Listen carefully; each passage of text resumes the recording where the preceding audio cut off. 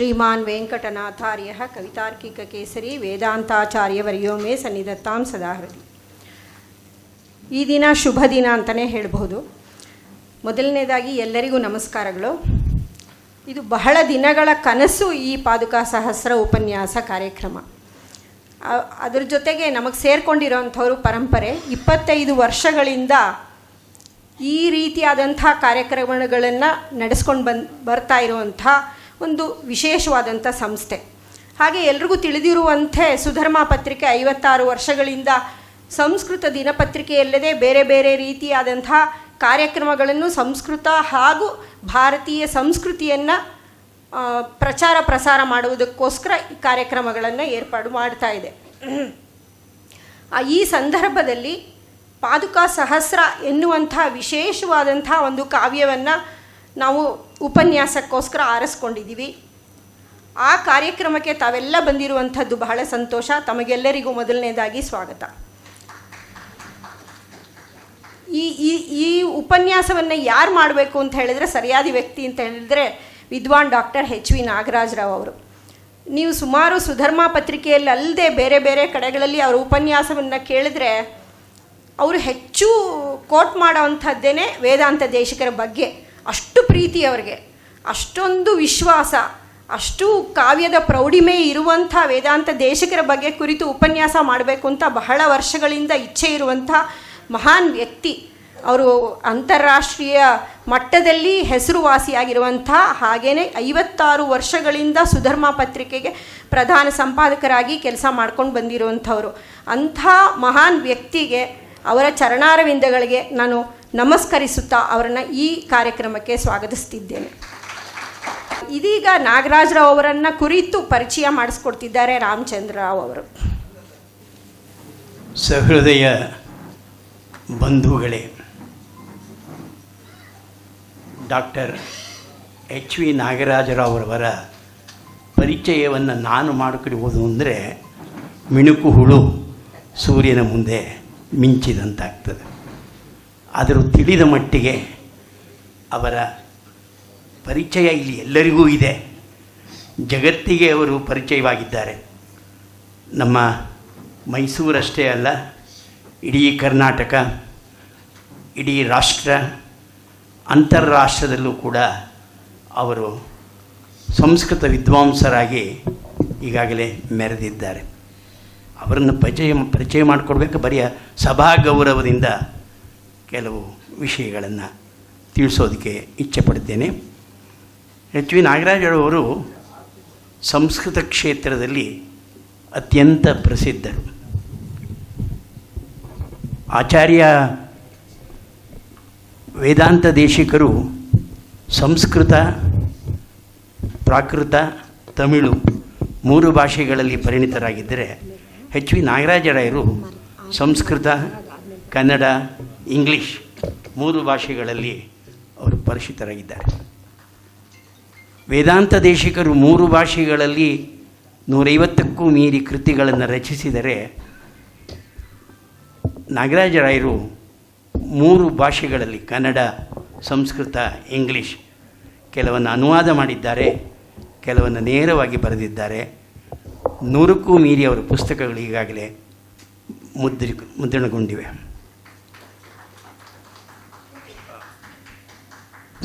ಮೈಸೂರು ನಗರದ ಯಾವ ಪ್ರಾಚ್ಯ ವಿದ್ಯಾ ಸಂಶೋಧನಾಲಯದಲ್ಲಿ ಹಿರಿಯ ಸಂಶೋಧಕರಾಗಿ ಸುಮಾರು 30 ವರ್ಷಗಳ ಕಾಲ ಸೇವೆ ಸಲ್ಲಿಸಿದ್ದಾರೆ. ಹಾಗೆಯೇ ಸುಧರ್ಮ ವಿಶ್ವದ ಏಕೈಕ ಸಂಸ್ಕೃತ ದಿನಪತ್ರಿಕೆಯ ಪ್ರಧಾನ ಸಂಪಾದಕರಾಗಿ ಈಗಲೂ ಕಾರ್ಯನಿರ್ವಹಿಸಿದ್ದಾರೆ. ಅಲ್ಲದೆ 56 ವರ್ಷಗಳಿಂದ ಅವರು ಸಂಪಾದಕೀಯ ಸಂಸ್ಕೃತ ಲೇಖನಗಳನ್ನು ಆ ಪತ್ರಿಕೆಯ ಮೂಲಕ ಹೊರತಂದಿದ್ದಾರೆ. ಅಷ್ಟೇ ಅಲ್ಲ, ಮೈಸೂರು ಮಿತ್ರ ಅದರ ಅಂಕಣ ಬರಹಗಾರರು ಕೂಡ ಆಗಿದ್ದಾರೆ. ಎಲ್ಲದಕ್ಕಿಂತ ಹೆಚ್ಚಾಗಿ ರಾಷ್ಟ್ರಪತಿ ಪ್ರಶಸ್ತಿ ಪುರಸ್ಕೃತ ಹಿರಿಯ ಸಂಸ್ಕೃತ ವಿದ್ವಾಂಸರು H. ನಾಗರಾಜರಾವ್ ಅವರು. ಪ್ರಸಿದ್ಧ ವಾಗ್ಮಿಗಳು. ಅವರು ವಿದ್ಯಾರ್ಥಿ ದೆಸೆಯಿಂದಲೇ ಯಾವ ವಾರಣಾಸಿಯಲ್ಲಿ ವಿದ್ಯಾರ್ಥಿ ಚರ್ಚಾಸ್ಪಟುವಿನಲ್ಲಿ ಬಹುಮಾನಗಳನ್ನು ಪಡೆದು ವಾಕ್ಪಟುವಾಗಿ ಅವರು ಮಿಂಚಿದ್ದಾರೆ. ಈಗಲೂ ಒಮ್ಮೊಮ್ಮೆ ಅವರ ಉಪನ್ಯಾಸವನ್ನು ಕೇಳಿದಾಗ ಅವರ ವಾಕ್ಪಟುತ್ವ ತುಂಬ ಶಬ್ದ ಮಾಡ್ತಿದೆ. ಅವರ ಚಿಕ್ಕಂದಿನ ಅಥವಾ ವಿದ್ಯಾರ್ಥಿ ದೆಸೆಯ ದಿನಗಳು ನೆನಪಿಗೆ ಅವರಿಗೆ ಬರಬಹುದು. ಇದಲ್ಲದೆ ಅಂತಾರಾಷ್ಟ್ರೀಯ ವೇದಿಕೆಗಳಲ್ಲಿ ಉಪನ್ಯಾಸಗಳನ್ನು ನೀಡಿದ್ದಾರೆ. ಇಸ್ರೇಲ್ ಮತ್ತು ಅಮೆರಿಕಾ ದೇಶದ ಇವತ್ತು ಇದೆರಡು ದೇಶವು ಬಹಳ ಎಲ್ಲರ ಮುಂದೆ ಇದೆ. ಅನೇಕ ವಿಶ್ವವಿದ್ಯಾನಿಲಯಗಳಲ್ಲಿ ಸಂದರ್ಶಕ ಪ್ರಾಧ್ಯಾಪಕರಾಗಿ ಉಪನ್ಯಾಸಗಳನ್ನು ನೀಡಿದ್ದಾರೆ. ಅನೇಕ ವಿದೇಶಿ ವಿದ್ಯಾರ್ಥಿಗಳು ಇವರಲ್ಲಿ ಈಗಲೂ ಕೂಡ ಅಧ್ಯಯನ ಮಾಡ್ತಾ ಇದ್ದಾರೆ. ಆನ್ಲೈನ್ ಕೂಡ ಅವರು ತರಗತಿಗಳನ್ನು ನಡೆಸ್ತಾ ಇದ್ದಾರೆ. ಮತ್ತು ಸಂಸ್ಕೃತ ಹಾಗೂ ಕನ್ನಡ ಎರಡೂ ಭಾಷೆಯ ಕಾವ್ಯಗಳಿಗೆ ವ್ಯಾಖ್ಯಾನಗಳನ್ನು ನಮ್ಮ ಪರಂಪರೆ ವೇದಿಕೆಯಲ್ಲೂ ಕೂಡ ವಾಲ್ಮೀಕಿ ರಾಮಾಯಣ, ಕುಮಾರವ್ಯಾಸ ಭಾರತ ಇತ್ಯಾದಿ ಕಾವ್ಯಗಳಿಗೆ ವ್ಯಾಖ್ಯಾನವನ್ನು ನೀಡುತ್ತಾ ಬಂದಿದ್ದಾರೆ. ಪ್ರಸ್ತುತ ಉಪನ್ಯಾಸಗಳಲ್ಲಿ ನಾಗರಾಜರಾಯರು ಪಾದುಕಾ ಸಹಸ್ರಂ ಗ್ರಂಥದ ಕಾವ್ಯ ಸೌಂದರ್ಯವನ್ನು ವಿವರಿಸಲಿದ್ದಾರೆ. ಅವರ ಪ್ರವಚನಕ್ಕೆ ಬಹಳ ಆಕಾಂಕ್ಷಿಗಳಾಗಿ ಕಾತುರರಾಗಿ ನೀವಿರುವಾಗ ನಿಮ್ಮ ಮತ್ತು ಅವರ ಮಧ್ಯೆ ಹೆಚ್ಚು ನಿಲ್ಲುವುದು ತಪ್ಪು ಅನ್ನುವ ಭಾವನೆಯಿಂದ ಅದರೊಂದೇ ಒಂದು ಪ್ರಸಿದ್ಧ ಕಾದಂಬರಿಕಾರರಾದ ಪ್ರೊಫೆಸರ್ ಎಸ್.ಎಲ್. ಭೈರಪ್ಪನವರ ಸಾರ್ಥ ಸಂಸ್ಕೃತಕ್ಕೆ ಅನುವಾದವಾಗಿ ಕೇಂದ್ರ ಸಾಹಿತ್ಯ ಅಕಾಡೆಮಿಯಿಂದ ಬಹುಮಾನ ಕೂಡ ಅದಕ್ಕೆ ಬಂದಿದೆ. ಸೊ ಈ ವಿಷಯ ತಿಳಿಸಿ ಪೂಜ್ಯರಿಗೆ ನನ್ನ ಹೃತ್ಪೂರ್ವಕ ನಮಸ್ಕಾರವನ್ನು ತಿಳಿಸಿ, ಇನ್ನು ಈ ವಾರವೆಲ್ಲ ಅವರೊಂದಿಗೆ ಯಾವ ಪಾದುಕಾ ಸಹಸ್ರದ ಜೊತೆಯೇ ನಾವೆಲ್ಲ ಪ್ರಯಾಣ ಮಾಡೋದಕ್ಕೆ ಸಿದ್ಧರಾಗೋಣ. ನಮಸ್ಕಾರ ಎಲ್ಲರಿಗೂ. ಕಲ್ಯಾಣೋಲ್ಲಾಸ ಸೀಮಾ ಕಲಯತು ಕುಶಲಂ ಕಾಲಮೇಘಾಭಿರಾಮ ಕಾಚಿತ್ ಸಾಕೇತಧಾಮ ಭವಗಹನಗತಿ ಶ್ರಾಂತಿಹಾರಿ ಪ್ರಣಾಮ ಸೌಂದರ್ಯ ಕ್ರೀಣಕಾಮ ಧೃತಜನಕ ಸುತಾ ಸಾದರಾಪಾಂಗ ಧಾಮ ದಿಕ್ಷು ಪ್ರಖ್ಯಾತ ಭೂಮಾ ದಿವಿಷದಭಿನುತ ದೇವತಾ ರಾಮನಾಮ ಅಖಿಲ ಭುವನ ಜನ್ಮಸ್ಥೇಮ ಭಂಗಾದಿಲೀಲೆ ವಿನತ ವಿವಿಧ ಭೂತವ್ರಾತ ರಕ್ಷೈಕ ದೀಕ್ಷೆ ಶ್ರುತಿ ಶಿರಸಿ ವಿದೀಪ್ತೆ ಬ್ರಹ್ಮಣಿ ಶ್ರೀನಿವಾಸೆ ಮಮ ಭವತು ಪರಸ್ಮಿನ್ ಶೇಮುಷೀ ಭಕ್ತಿರೂಪಾ ಯೋ ನಿತ್ಯಮಚ್ಯುತಪದಾಂಬುಜಯುಗ್ಮರುಕ್ಮವ್ಯಾಮೋಹತಃ ತದಿತರಾಣಿ ತೃಣಾಯ ಮೇನೆ ಅಸ್ಮದ್ಗುರೋರ್ಭಗವತೋಸ್ಯ ದಯೈಕಸಿಂಧೋಃ ರಾಮಾನುಜಸ್ಯ ಚರಣೌ ಶರಣಂ ಪ್ರಪದ್ಯೆ. ಶ್ರೀಮಾನ್ ವೆಂಕಟನಾಥಾರ್ಯಃ ಕವಿತಾರ್ಕಿಕಕೇಸರಿ ವೇದಾಂತಾಚಾರ್ಯವರ್ಯೋ ಮೇ ಸನ್ನಿಧತ್ತಾಂ ಸದಾ ಹೃದಿ. ಸಮಸ್ತ ಭಕ್ತ ಬಾಂಧವರ ನಿಮ್ಮೆಲ್ಲರ ಪಾದಸ್ಪರ್ಶವನ್ನು ಇಲ್ಲಿನಿಂದಲೇ ಮಾಡಿ ನಮಸ್ಕರಿಸಿ ನಮ್ಮ ದೇಶದ ಅತ್ಯಂತ ಪ್ರತಿಭಾವಂತ ಕವಿ, ಅತ್ಯಂತ ಗಂಭೀರ ಚಿಂತನೆಯ ದಾರ್ಶನಿಕ, ಅತ್ಯಂತ ವಿಶಾಲ ಹೃದಯದ ಧರ್ಮಜ್ಞ, ತಮ್ಮ ಕಾಲದಲ್ಲಿ ಸರ್ವತಂತ್ರ ಸ್ವತಂತ್ರ ಕವಿ ತಾರ್ಕಿಕ ಕೇಸರಿ ಈ ರೀತಿಯಾದಂತಹ ಬಿರುದುಗಳಿಂದ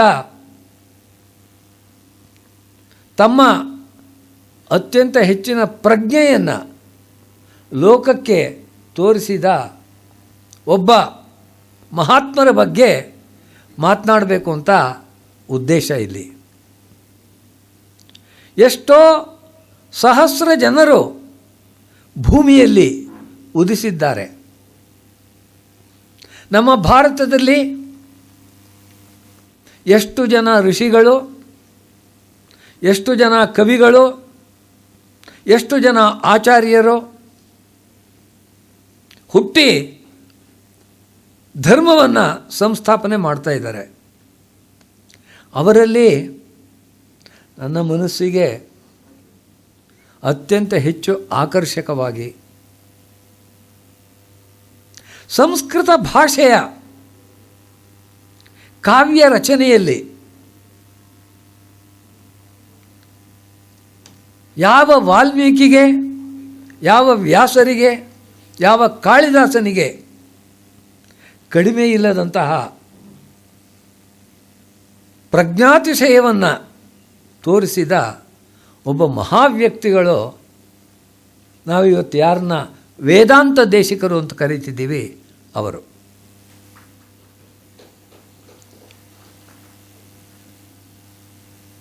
ಯಾರೋ ಅಂದ್ಕೊಳ್ತಾ ಇರಬಹುದು, ಶ್ರೀ ವೈಷ್ಣವನೇ ಅಲ್ಲದೇ ಇರತಕ್ಕಂಥ ಈ ನಾಗರಾಜರಾವು ಯಾಕೆ ಈ ವಿಷಯದಲ್ಲಿ ಮಾತನಾಡ್ತಾ ಇದ್ದಾರೆ ಅಂತ. ಆದರೆ ನಮ್ಮ ಮುಖ್ಯವಾದ ಉದ್ದೇಶ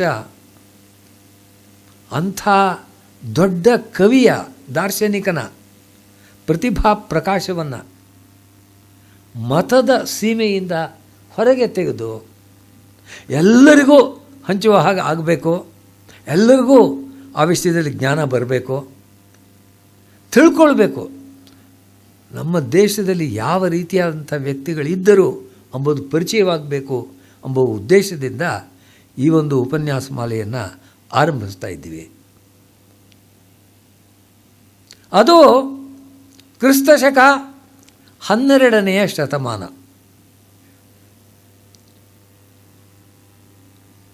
ಕಾಲ ಅಷ್ಟೇನು ಒಳ್ಳೆ ಕಾಲ ಅಲ್ಲ.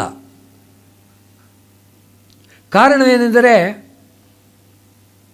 ಬೇರೆ ದೇಶದ ಯಾವುದೋ ಧರ್ಮದ ಜನಗಳು ವಿಗ್ರಹ ಭೇದನೆಯೇ ತಮ್ಮ ಉದ್ದೇಶ, ಐಕನೋ ಕ್ಲಾಸ್ ಅಂತ ಇಂಗ್ಲೀಷ್ನಲ್ಲಿ ಹೇಳ್ತಾರೆ.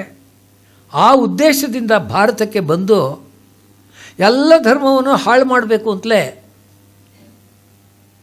ಧ್ವಂಸ ದೃಷ್ಟಿಯಿಂದ ಕೆಲಸ ಮಾಡ್ತಿದ್ದಂಥ ಕಾಲ. ನೀವೆಲ್ಲ ಮಲ್ಲಿಕ್ ಕಾಫರ್, ಮೊಹಮ್ಮದ್ ಬಿನ್ ತೊಗಲಕ್ ಇತ್ಯಾದಿಗಳ ಹೆಸರನ್ನು ಕೇಳಿದ್ದೀರಿ. ಮೊದಲು ಉತ್ತರ ಭಾರತದಲ್ಲಿ ಅವರ ಹಾವಳಿ ನಡೀತಾ ಇತ್ತು. ಅದು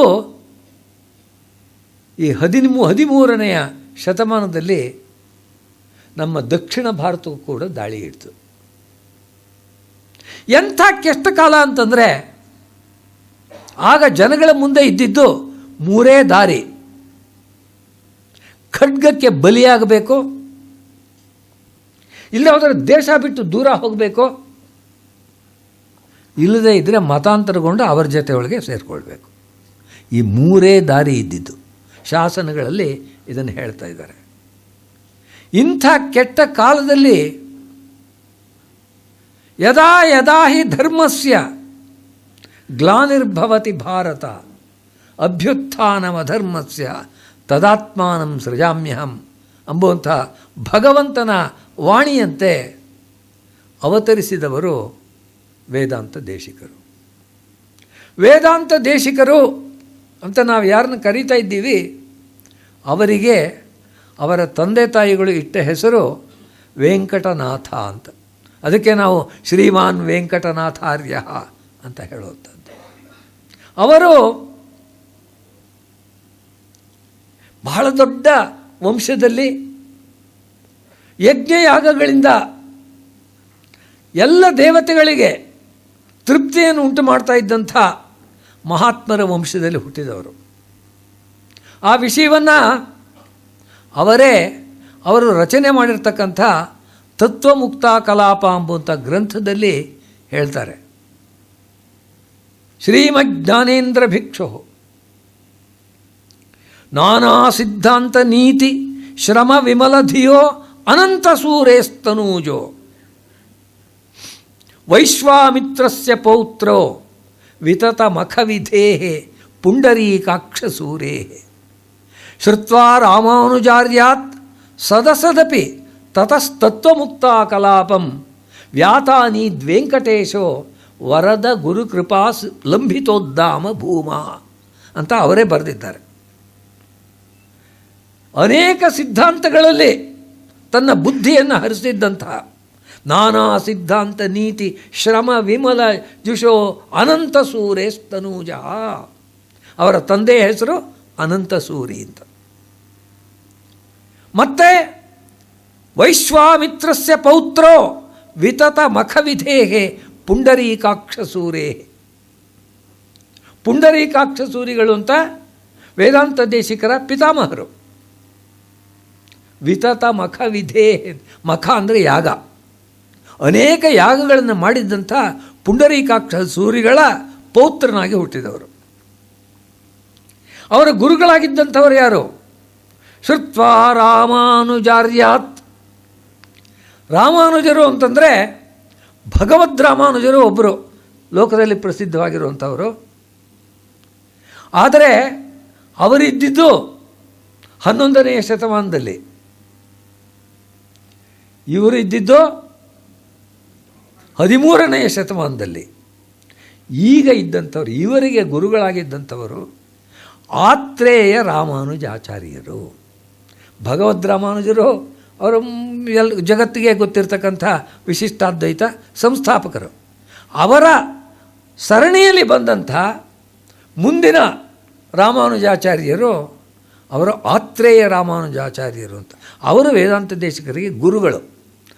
ಶ್ರುತ್ವಾ ರಾಮಾನುಜಾರ್ಯಾತ್ ಸದಸದಪಿ ತತಸ್ತತ್ವಮುಕ್ತ ಕಲಾಪಂ ವ್ಯಾತಾನೀತ್. ಅವರಿಂದ ಸತಃ ಸತ್ವೇನ ಅಸತಃ ಅಸತ್ವೇನ ಶ್ರವಣಂ. ಯಾವುದು ಒಳ್ಳೆಯದೋ ಅದು ಒಳ್ಳೆಯದು ಅಂತ ತಿಳ್ಕೊಳ್ಬೇಕು. ಪ್ರಪಂಚದಲ್ಲಿ ಕೆಟ್ಟದ್ದು ಇದೆ, ಅದನ್ನು ಅಸತ್ ಅಂತ ತಿಳ್ಕೊಳ್ಬೇಕು. ಆ ರೀತಿಯಾಗಿ ಶ್ರುತ್ವಾ ರಾಮಾನುಜಾರ್ಯಾತ್ ಸದಸದಪಿ ತತಸ್ತತ್ವಮುಕ್ತ ಕಲಾಪಂ ವ್ಯಾತಾನೀತ್. ವರದ ಗುರುಕೃಪಾ ಲಂಭಿತೋದ್ದಾಮ ಭೂಮಾ. ವರದಾಚಾರ್ಯರು ಅಂಥೇಳಿ ಅವರಿಗೆ ವಿದ್ಯಾಗುರುಗಳು. ಅದಕ್ಕೋಸ್ಕರ ವರದ ಗುರುಕೃಪಾ ಲಂಭಿತ ಉದ್ದಾಮ ಭೂಮ. ಆ ರೀತಿಯಾಗಿರ್ತಕ್ಕಂಥ ವೆಂಕಟೇಶರು, ವೆಂಕಟೇಶ, ವೆಂಕಟನಾಥ, ಈ ರೀತಿಯಾಗಿ ಅವರಿಗೆ ಹೆಸರು. ಅಂಥ ವೆಂಕಟನಾಥರು ಈ ಒಂದು ಗ್ರಂಥವನ್ನು ರಚನೆ ಮಾಡ್ತಾ ಇದ್ದಾರೆ ಅಂಥೇಳಿ ಅಲ್ಲಿ ತಿಳಿಸಿದ್ದಾರೆ. ಎಂಥ ವ್ಯಕ್ತಿ! ನಾವು ನೋಡ್ತೀವಿ ಪ್ರಪಂಚದಲ್ಲಿ ಎಷ್ಟೋ ಜನಗಳನ್ನು. ಆದರೆ ಚಿಕ್ಕ ವಯಸ್ಸಿನಲ್ಲೇ ಗುರುಗಳಿಂದ ಯಾವ ರೀತಿಯಾಗಿ ವಿದ್ಯಾ ಪ್ರಾಪ್ತಿಯನ್ನು ಮಾಡಿಕೊಂಡ್ರು, ಯಾವ ರೀತಿಯಾಗಿ ಅದನ್ನು ಹರಡಿದ್ರು ಎಂಬುದು ಅವರೇ ರಚನೆ ಮಾಡಿರ್ತಕ್ಕಂಥ ಸಂಕಲ್ಪ ಸೂರ್ಯೋದಯ ಅಂತ ಒಂದು ನಾಟಕ. ಅಲ್ಲಿ ಹೇಳ್ತಾರೆ, ವಿಂಶತ್ಯಬ್ದೇ ವಿಶ್ರುತ ನಾನಾ ವಿಧ ವಿದ್ಯಾ ತ್ರಿಂಶದ್ವಾರಂ ಶ್ರಾವಿತ ಶಾರೀರಕ ಭಾಷ್ಯ ಶ್ರೇಯ ಶ್ರೀಮಾನ್ ವೆಂಕಟನಾಥ ಶ್ರುತಿಪಥ್ಯಂ ನಾಥ ಪ್ರೀತ್ಯೈ ನಾಟಕಮರ್ಥ್ಯಂ ವ್ಯಧಿತೈತತ್. ವಿಂಶತ್ಯಬ್ದೇ, ಅವ್ರಿಗಿನ್ನೂ 20 ವರ್ಷ ಆಗೋ ಹೊತ್ತಿಗೆ ವಿಶ್ರುತ ನಾನಾ ವಿಧ ವಿದ್ಯಾ, ಯಾವ ರೀತಿಯಾಗಿರ್ತಕ್ಕಂಥ ಸಾಂಖ್ಯ, ಯೋಗ, ವೈಶೇಷಿಕ, ನೈಯಾಯಿಕ, ಪೂರ್ವಮೀಮಾಂಸಾ, ಉತ್ತರ ಮೀಮಾಂಸಾ, ಮತ್ತು ನಾಸ್ತಿಕ ಮತಗಳಾಗಿರ್ತಕ್ಕಂಥ ಜೈನ, ಬೌದ್ಧ, ಎಲ್ಲ ಮತಗಳನ್ನು ಕೂಡ ವಿಂಶತ್ಯಬ್ದೇ ವಿಶ್ರುತ ನಾನಾ ವಿಧ ವಿದ್ಯಾ. 20 ವರ್ಷಕ್ಕೆ ನಮಗೆ ಇನ್ನೂ ಸರಿಯಾಗಿ ರಾಮ್ ಶಬ್ದ ಹೇಳೋಕ್ಕೆ ಬರೋಲ್ಲ. ವಿಶ್ರುತ ನಾನಾ ವಿಧ ವಿದ್ಯಾ. ಮತ್ತು ಜೀವನದ ಉದ್ದೇಶ ಏನು? ಯತಿ ರಾಜ ಯತಿ ಎನಿಸ್ಕೊಂಡಿರ್ತಕ್ಕಂಥ ಶ್ರೀಮದ್ ರಾಮಾನುಜಾಚಾರ್ಯರ ಬ್ರಹ್ಮಸೂತ್ರ ಭಾಷ್ಯ ಶ್ರೀಭಾಷ್ಯ ಅಂತ ಇದೆ. ಆ ಶ್ರೀಭಾಷ್ಯವನ್ನು ಪಾಠ ಮಾಡಬೇಕು. ಸರಿಯಾದಂಥ ಯೋಗ್ಯರಾಗಿರ್ತಕ್ಕಂಥ ವಿದ್ಯಾರ್ಥಿಗಳಿಗೆ ಅದನ್ನು ಕಲಿಸ್ಬೇಕು. ಸ್ವಾಧ್ಯಾಯ ಪ್ರವಚನಾಭ್ಯಾಂ ನ ಪ್ರಮದಿತವ್ಯಂ. ಯಾವಾಗಲೂ ಕೂಡ ಮನುಷ್ಯನಾಗಿದ್ದಂಥವನು ತನ್ನ ಕೊನೆಗಾಲದವರೆಗೂ ಕೂಡ ತಾನೂ ಅಧ್ಯಯನವನ್ನು ಮಾಡ್ತಾ ಇರಬೇಕು. ತಾನು ಏನನ್ನು ಕಲ್ತಿದ್ದಾನೆ ಅದನ್ನೇ 4 ಜನಕ್ಕೆ ಹೇಳ್ತಾ ಇರಬೇಕು. ಅಜರಾಮರವತ್ ಪ್ರಾಜ್ಞ ವಿದ್ಯಾಂ ಅರ್ಥಂಚ ಸಾಧಯೇತ್. ಆ ಒಂದು ಉದ್ದೇಶದಿಂದ 30 ಶ್ರಾವಿತ ಶಾರೀರಕ ಭಾಷ್ಯ 30 ಬಾರಿ ಅವರು ಆ ನಾಟಕವನ್ನು ಬರೆಯೋ ಹೊತ್ತಿಗೆ ಶಾರೀರಕ ಭಾಷ್ಯವನ್ನು ಶರೀರೇ ಭವಃ ಶಾರೀರಃ ಸಯೇವ ಶಾರೀರಕಃ ತಸ್ಯ ಭಾಷ್ಯಂ. ಶಾರೀರ ಅಂತಂದ್ರೆ ಆತ್ಮ ಅಂತಾರೆ, ಶರೀರದಲ್ಲಿರ್ತಕ್ಕಂಥ ಆತ್ಮ. ಅವನನ್ನು ಕುರಿತಿರ್ತಕ್ಕಂಥ ಭಾಷ್ಯ ಬ್ರಹ್ಮಸೂತ್ರ ಭಾಷ್ಯ. ಆ ಬ್ರಹ್ಮಸೂತ್ರ ಭಾಷ್ಯವನ್ನು 30 ಬಾರಿ ಆ ರೀತಿ ಪ್ರವಚನ ಮಾಡಿದ್ದಾರೆ. ಶ್ರೇಯ ಶ್ರೀಮಾನ್ ವೆಂಕಟನಾಥ ಶ್ರುತಿಪಥ್ಯಂ ನಾಥ ಪ್ರೀತ್ಯೈ. ಯಾತಕ್ಕೋಸ್ಕರ ಮಾಡಿದ್ದೀನಿ? ಭಗವಂತ ಆ ರಾಮ ಸಂತೋಷ ಪಡಬೇಕು, ಆ ರಂಗ ಸಂತೋಷ ಪಡಬೇಕು, ಶ್ರೀನಿವಾಸ ಸಂತೋಷ ಪಡಬೇಕು. ಅದಕ್ಕೋಸ್ಕರ ಈ ಒಂದು ನಾಟಕವನ್ನು ರಚನೆ ಮಾಡಿದ್ದೀನಿ. ಯಾರೋ 10,000 ರೂಪಾಯಿ ಕೊಡ್ತಾರೆ, ಒಂದು ಜಮೀನು ಕೊಡ್ತಾರೆ, ಅಗ್ರಹಾರ ಕೊಡ್ತಾರೆ, ಉಂಬಳಿ ಕೊಡ್ತಾರೆ ಎಂಬುದಕ್ಕೋಸ್ಕರ ಅಲ್ಲ. ವೇದಾಂತ ದೇಶಿಕರು ಯಾವತ್ತೂ ಕೈಯನ್ನು ಮುಂದೆ ಚಾಚಲಿಲ್ಲ. ಯಾವ ರಾಜನ ಎದುರಿಗಾಗಲಿ, ಯಾವ ಶ್ರೀಮಂತನ ಎದುರಿಗಾಗಲಿ ಚಾಚಲಿಲ್ಲ. ಅವರೇ ವೈರಾಗ್ಯ ಪಂಚಕ ಅನ್ನುವಂಥ ಗ್ರಂಥದಲ್ಲಿ ಬರೀತಾರೆ, ಕ್ಷೋಣಿ ಕೋಣ ಶತಾಂಶ ಪಾಲನ ಕಲಾ ದುರ್ವಾರ ಗರ್ವಾನಲ ಕ್ಷುಭ್ಯ ಕ್ಷುದ್ರ ನರೇಂದ್ರ ಚಾಟು ರಚನಾ ಧನ್ಯಾನ್ ನಮನ್ಯಾಮಹೆ ದೇವಂ ಸೇವಿತುಮೇವ ನಿಶ್ಚಿನಮಹೇ ಯೋಸೌ ದಯಾಲು ಪುರ ಧಾನ ಮುಷ್ಟಿಮುಚೆ ಕುಚೇಲ ಮುನಯೇ ದತ್ತೇಸ್ಪ ವಿತ್ತೇಶತಾಂ. ಎಷ್ಟು ರೀ ಈ ಒಬ್ಬ ರಾಜ ಒಂದು ಆಳ್ತಾ ಇದ್ದಾನೆ, ಎಷ್ಟು ಕಲ್ತ್ಕೊಂಡಿದ್ದಾನೆ ಅವನು, ಎಷ್ಟು ಭಾಗಕ್ಕೆ ರಾಜನಾಗಿದ್ದಾನೆ. ಕ್ಷೋಣಿ ಭೂಮಿ, ಅದರಲ್ಲಿಂಥ ಕೋಣ ಒಂದು ಮೂಲೆ, ಅದರ ಶತಾಂಶ, ಅದರಲ್ಲಿ 100ನೇ ಭಾಗ, ಅದನ್ನು ನಾನು ಆಳ್ತಿದ್ದೀನಿ ಎಂಬುದಕ್ಕೇನೆ ಅವರ ಗರ್ವ ಹೇಳೋಕ್ಕಾಗಲ್ಲ. ದುರ್ವಾರ ಗರ್ವ ಅನ್ನಲ್ಲ, ಕ್ಷುಭ್ಯ ಕ್ಷುದ್ರ. ಆದರೆ ಕ್ಷುದ್ರ ನರೇಂದ್ರ, ಅಂಥವರ ಎದುರುಗಡೆ ನಾವು ಕೈ ಚಾಚಬೇಕಾ? ಕ್ಷುದ್ರ ನರೇಂದ್ರ ಚಾಟು ರಚನ. ಚಾಟು ರಚನಾ ಅಂತ ಹೇಳ್ತಾರೆ. ಅಂದರೆ ಯಾರಿಗಾದರೂ ಸಂತೋಷ ಪಡಿಸೋದಕ್ಕೋಸ್ಕರ ಸುಳ್ಳಾಗಿ ಮುಖಸ್ತುತಿ ಮಾಡ್ತೀವಲ್ಲ, ಅದಕ್ಕೆ ಚಾಟು ಅಂತ ಹೆಸರು. ಆ ರಾಜನಿಗೆ ಸರಿಯಾಗಿ ಕತ್ತಿ ಹಿಡಿದು ತಿರುಗಿಸೋಕ್ಕೂ ಬರಲ್ಲ. ಅವನನ್ನು 3 ರಾಯರ ಗಂಡ ಬೇರುಂಡ ಹೊಗಳೋದು, 4 ಕಾಸಿಗೋಸ್ಕರ ಸುಳ್ಳನ್ನಾಡೋವಂಥದ್ದು. ಆ ರೀತಿ ಮಾಡೋಕ್ಕೆ ನಾವು ಇಷ್ಟಪಡೋಲ್ಲ ಅಂತ ಹೇಳ್ತಾರೆ. ಏನು ಮಾಡಬೇಕು ಅಂತಿದ್ದೀರಿ? ದೇವಂ ಸೇವಿತುಮೇವ ನಿಶ್ಚಿನುಮಹೇ.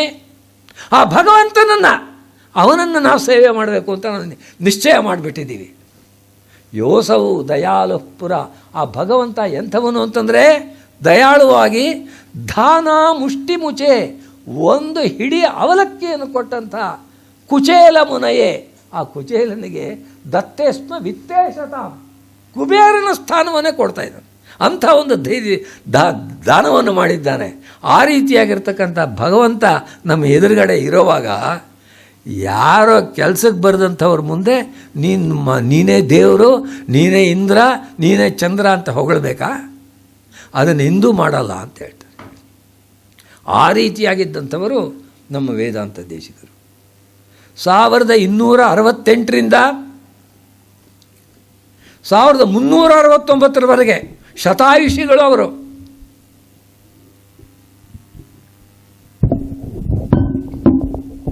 ಶತಾಯುಷಿಗಳು ಒಂದು ಸಂಪೂರ್ಣವಾಗಿ 100 ವರ್ಷ ಬದುಕಿದ್ದಂಥವರು. ಅಂಥ ಭಗವಂತನ ಭಕ್ತರಾಗಿದ್ದಂಥ ವೇದಾಂತ ದೇಶಿಕರು ಎಷ್ಟು ಗ್ರಂಥಗಳನ್ನು ರಚನೆ ಮಾಡಿದ್ದಾರೆ. ಕಾಳಿದಾಸನ ರಘುವಂಶಕ್ಕೆ ಸಮಾನವಾಗಿರ್ತಕ್ಕಂಥ ಯಾದವಾಭ್ಯುದಯ, ಶ್ರೀಕೃಷ್ಣನ ಕಥೆಯನ್ನು ಅಷ್ಟು ಸುಂದರವಾಗಿ ಹೇಳ್ತಾರೆ. ನಿಜವಾಗಿಯೂ ಅಂಥವರ ಗ್ರಂಥಗಳನ್ನು ಓದ್ತಾ ಇದ್ದರೆ, ಸವಿತಾ ಇದ್ದರೆ ಪ್ರಪಂಚವೇ ಮರ್ತೋಗುತ್ತೆ. ಯಾವ ರೀತಿ ಶಕ್ತಿ ರೀ! ಆ ಭಗವಂತನ ಸರಸ್ವತಿಯ ನಾಟ್ಯವೇ ಅವರ ಬಾಯಲ್ಲಿ ನಡೀತಾ ಇದೆ ಅಂತ ಅನಿಸ್ಬಿಡುತ್ತೆ. ಕೃಷ್ಣ ಕಾಳಿಂಗ ಸರ್ಪದ ಮೇಲೆ, ಕಾಲಿಯ ನಾಗನ ಮೇಲೆ ನೃತ್ಯವನ್ನು ಮಾಡ್ತಿದ್ದಾನೆ ಅಂತ ವರ್ಣನೆ ಮಾಡಬೇಕು. ಆ ಯಾದವಾಭ್ಯುದಯದಲ್ಲಿ ವರ್ಣನೆ ಮಾಡ್ತಾರೆ. ಲೋಲಾಪತಚ್ಚರಣ ಲೀಲಾಹತಿಕ್ಷರಿತ ಹಾಲಾಹಲೇ ನಿಜ ಪಣೆ ನೃತ್ಯಂತಮಪ್ರತಿಗ ಕೃತ್ಯಂತಮಪ್ರತಿಮತ್ಯಂತ ಚಾರು ವಪುಷಂ. ಆ ಕೃಷ್ಣ ನಿಜವಾಗಲೂ ಕೂಡ ಕುಣಿತಿದ್ದಾನೆ ಅಂತ ಅನ್ಕೋಬೇಕು ಆ ಪದಗಳೇನೆ. ನೃತ್ಯಂತಮಪ್ರತಿಗ ಕೃತ್ಯಂತಮಪ್ರತಿಮಂ ಅತ್ಯಂತ ಚಾರು ವಪುಷಂ ದೇವಾದಿಭಿಸ್ಸಮಯ ಸೇವಾದರತ್ವರಿತ ಹೇವಾಕ ಘೋಷಮುಖರೈ ತುಷ್ಟಾವ ದೇವಂ ಅಹಿರಿಷ್ಟಾವರೋಧ ಸಹಿತ ಅಂಥೇಳಿ ಆ ರೀತಿಯಾಗಿ ವರ್ಣನೆ ಮಾಡ್ತಾ ಇದ್ದಾರೆ. ಅಂಥ ಕವಿತ್ವದ ಶಕ್ತಿ ಅವರದ್ದು. ಎಷ್ಟು ಜನನ ಹುಡ್ಕೊಂಬರ್ತೀರಿ ಈ ರೀತಿಯಾಗಿರುವಂಥವ್ರನ್ನ. ಭಾರತದಲ್ಲಿ ಹುಟ್ಟಿದಂಥ ಏಕಮಾತ್ರ ಅಂಥ ಕವಿ ವೇದಾಂತ ದೇಶಿಕರು ಅಂದರೆ. ಅವರಿಗೆ ಚಿಕ್ಕ ವಯಸ್ಸಿನಲ್ಲಿದ್ದಾಗಲೇ ಅವರು ಹುಟ್ಟಿದ್ದು ಕಾಂಚೀಪಟ್ಟಣ, ಕಾಂಚೀಪುರ ಅಂತಿದೆಯಲ್ಲ ಅದರ ಹತ್ರ ತೂಪ್ಪಲ್ ಅಗ್ರಹಾರ ಅಂತ, ಅಲ್ಲಿ ಹುಟ್ಟಿದಂಥವರು. ಅವರನ್ನು ಕಾಂಚಿಯಲ್ಲಿ ವರದರಾಜಸ್ವಾಮಿ, ತಾವೆಲ್ಲ ಹೋಗಿ ನೋಡಿರಬಹುದು, ಎಷ್ಟೋ ಜನ ಕಾಂಚಿಗೆ ಹೋಗಿ ವರದರಾಜಸ್ವಾಮಿಯ ದರ್ಶನವನ್ನು ಪಡೆದಿರಬಹುದು. ನಾನಂತೂ ಹೋಗಿ ನೋಡಿದ್ದೇನೆ ವರದರಾಜನನ್ನು. ಆ ವರದರಾಜನನ್ನು ವರ್ಣನೆ ಮಾಡೋರು ಎಂತೆಂಥವರು ಮಾಡಿದ್ದಾರೆ. ಇವರೇನೇ ವರದರಾಜ ಪಂಚಾಶತ್ ಅಂತ ರಚನೆ ಮಾಡಿದ್ದಾರೆ. ಅಪ್ಪಯ್ಯ ದೀಕ್ಷಿತರು ವರದರಾಜಸ್ತವ ಅಂತ ಮಾಡಿದ್ದಾರೆ. ಬೇಕಾದಷ್ಟು ಗ್ರಂಥಗಳು ವರದರಾಜನ ಮೇಲಿದೆ. ಆ ವರದರಾಜನ ಮುಂದೆ ಹೋಗಿದ್ದಾಗ ಅಲ್ಲಿ ವರದಾಚಾರ್ಯರು ಇವರನ್ನು ನೋಡಿದ್ರೆ ಈ ತೇಜಸ್ವಿಯಾದ ಮುಖ, ಆ ವಟು ಅಷ್ಟು ತೇಜಸ್ವಿ ಚ ಯಶಸ್ವಿ ಚ ತಪಸ್ವಿ ಚ ಮನಸ್ವಿ ಚ ಎಲ್ಲ ಆಗಿರ್ತಕ್ಕಂಥವನು ನೋಡಿ ಹೇಳ್ತಾ ಇದ್ದಾರೆ, ಆಶೀರ್ವಾದ ಮಾಡ್ತಿದ್ದಾರೆ. ಪ್ರತಿಷ್ಠಾಪಿತ ವೇದಾಂತ ಪ್ರತಿಕ್ಷಿಪ್ತ ಬಹಿರ್ಮತಃ ಭೂಯಾಸ್ತ್ರೈವಿದ್ಯಮಾನ್ಯಸ್ತ್ವಂ ಭೂರಿ ಕಲ್ಯಾಣ ಭಾಜನಂ. ಎಂಥ ಆಶೀರ್ವಾದ! ವೇದಾಂತವನ್ನು ಪ್ರತಿಷ್ಠಾಪನೆ ಮಾಡುವಂಥವನು, ಪ್ರತಿಷ್ಠಾಪಿತ ವೇದಾಂತ ಪ್ರತಿಕ್ಷಿಪ್ತ ಬಹಿರ್ಮತಃ, ನಾಸ್ತಿಕ ಮತಗಳನ್ನೆಲ್ಲ ಕಿತ್ತು ಎಸೆಯುವಂಥವನು.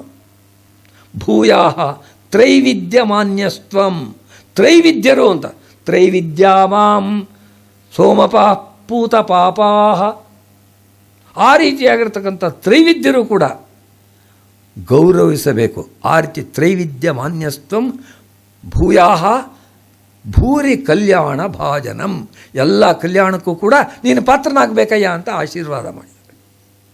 ಸಾಕ್ಷಾತ್ ವರದರಾಜಸ್ವಾಮಿಯೇ ಆ ರೀತಿ ಅಂತ ವರವನ್ನು ಕೊಟ್ಟಾಗಾಯಿತು. ಆ ರೀತಿ ಬೆಳೆದಂಥವರು ವೇದಾಂತ ದೇಶಿಕರು. ಅವರು ವಿಶ್ವಾಮಿತ್ರ ಗೋತ್ರದಲ್ಲಿ ಹುಟ್ಟಿದಂಥವರು. ಹೇಳ್ತಾರೆ, ಅನ್ಯೇಂದ್ರಕಂ ಭುವನಂ ಅನ್ಯದನಿಂದ್ರಕಂ ವಾ ಸೃಷ್ಟುಂ ಕ್ಷಮೆ ಕವಿರಭೂತ್ ಅಯಮನ್ವವಾಯೇ. ಎಂಥ ವಂಶದಲ್ಲಿ ಹುಟ್ಟಿದ್ದೀರಿ! ಈ ಪ್ರಪಂಚದಲ್ಲಿ ಬೇಕಾದರೆ ಈ ಇಂದ್ರ ಇದಾನಲ್ಲ, ಆ ಇಂದ್ರನನ್ನು ಕಿತ್ತಾಕಿ ಇನ್ನೊಬ್ಬ ಇಂದ್ರನನ್ನು ಪ್ರತಿಷ್ಠಾಪನೆ ಮಾಡುವಂಥ ಶಕ್ತಿ ಇದ್ದಂಥವರು. ಇಂದ್ರನೇ ಇಲ್ಲದಂಥ ಪ್ರಪಂಚ ಬೇಕಾರೋ ಮಾಡುವಂಥ ಶಕ್ತಿ ಇದ್ದಂಥವ್ರು. ನೀವೆಲ್ಲ ವಿಶ್ವಾಮಿತ್ರರ ಕಥೆಯನ್ನು ಕೇಳಿದ್ದೀರಿ. ಅವರು ತ್ರಿಶಂಕು ಎಂಬುವಂತಹ ರಾಜನಿಗೆ ಯಜ್ಞವನ್ನು ಮಾಡಿಸ್ತಾ ಇದ್ದಾರೆ. ಯಜ್ಞವನ್ನು ಮಾಡಿಸುವಾಗ ಇವರು ಮಂತ್ರ ಹೇಳಿದ್ರು, ಮಂತ್ರದಿಂದ ಅವನು ಸ್ವರ್ಗಕ್ಕೆ ಹೋಗಬೇಕು. ಇಂದ್ರ ಅದನ್ನು ತಡೀತಾ ಇದ್ದಾನೆ. ಇಂದ್ರನಿಗೆ ಇಷ್ಟ ಇಲ್ಲ ಈ ತ್ರಿಶಂಕು ಬಂದು ಅಲ್ಲಿ ಪ್ರತಿಷ್ಠಾಪಿತನಾಗೋಕೆ, ಅದಕ್ಕೋಸ್ಕರ ಅಡ್ಡ ಹಾಕಿದ್ದಾನೆ. ಆಗ ಅನ್ಯಮಿಂದ್ರಂ ಕರಿಷ್ಯಾಮಿ ಲೋಕೋ ವಾಸ್ಯಾದ್ ಅನಿಂದ್ರಕಃ, ಇನ್ನೊಬ್ಬ ಇಂದ್ರನನ್ನು ಸೃಷ್ಟಿ ಮಾಡ್ತೀನಿ, ನೀನು ತಡೀತೀಯಾ, ನಿನ್ನನ್ನೇ ಕಿತ್ತಾಕಿ ಇನ್ನೊಬ್ಬ ಇಂದ್ರನನ್ನು ಮಾಡ್ತೀನಿ, ಅಥವಾ ಈ ಪ್ರಪಂಚದಲ್ಲಿ ಇಂದ್ರನೇ ಬೇಡ, ಆ ರೀತಿಯಾಗಿರ್ತಕ್ಕಂಥ ಲೋಕ ಸೃಷ್ಟಿ ಮಾಡ್ತೀನಿ. ಈ ರೀತಿ ಶಕ್ತಿ ಇದ್ದಂತಹ ವಿಶ್ವಾಮಿತ್ರನ ಗೋತ್ರದಲ್ಲಿ ಹುಟ್ಟಿದವರು. ವೈಶ್ವಾಮಿತ್ರಸ್ಯ ಪುತ್ರ ಅಂತಲ್ಲೇ ಹೇಳಿದಾರಲ್ಲ, ಆ ರೀತಿಯಾಗಿ ಅಂಥ ಅದ್ಭುತವಾದ ಶಕ್ತಿ ಇದ್ದಂಥ ವೇದಾಂತ ದೇಶಿಕರು. ಅವರಿಗೆ ಈಗ ಉಭಯ ವೇದಾಂತ ವಿದ್ವಾಂಸರು ಅಂತ ಪ್ರಸಿದ್ಧಿ ಇದೆಯಲ್ಲ. ಒಂದು ವೇದಾಂತ ಸಂಸ್ಕೃತದಲ್ಲಿರ್ತಕ್ಕಂಥ ವೇದಗಳು, ಉಪನಿಷತ್ತುಗಳು, ಬ್ರಹ್ಮಸೂತ್ರಗಳು, ಭಾಷ್ಯಗಳು, ಅವುಗಳ ಮೂಲಕವಾಗಿ ಬಂದಿರತಕ್ಕಂಥದ್ದು. ಇನ್ನೊಂದು ವೇದಾಂತ ತಮಿಳಿನಲ್ಲಿ ಆಳ್ವಾರುಗಳು ಈ ಲೋಕಕ್ಕೆ ಕೊಟ್ಟಂತಹ ಅದ್ಭುತವಾದ ಜ್ಞಾನ ಗ್ರಂಥ, ಅವುಗಳನ್ನು ಆಶ್ರಯಿಸಿಕೊಂಡಿರ್ತಕ್ಕಂಥ ವೇದಾಂತ. ಈ ಎರಡನ್ನೂ ಸೇರಿಸಿ ಉಭಯ ವೇದಾಂತ ವಿದ್ವಾಂಸರು ಅಂತ ನಾವು ಕರೀತೀವಿ.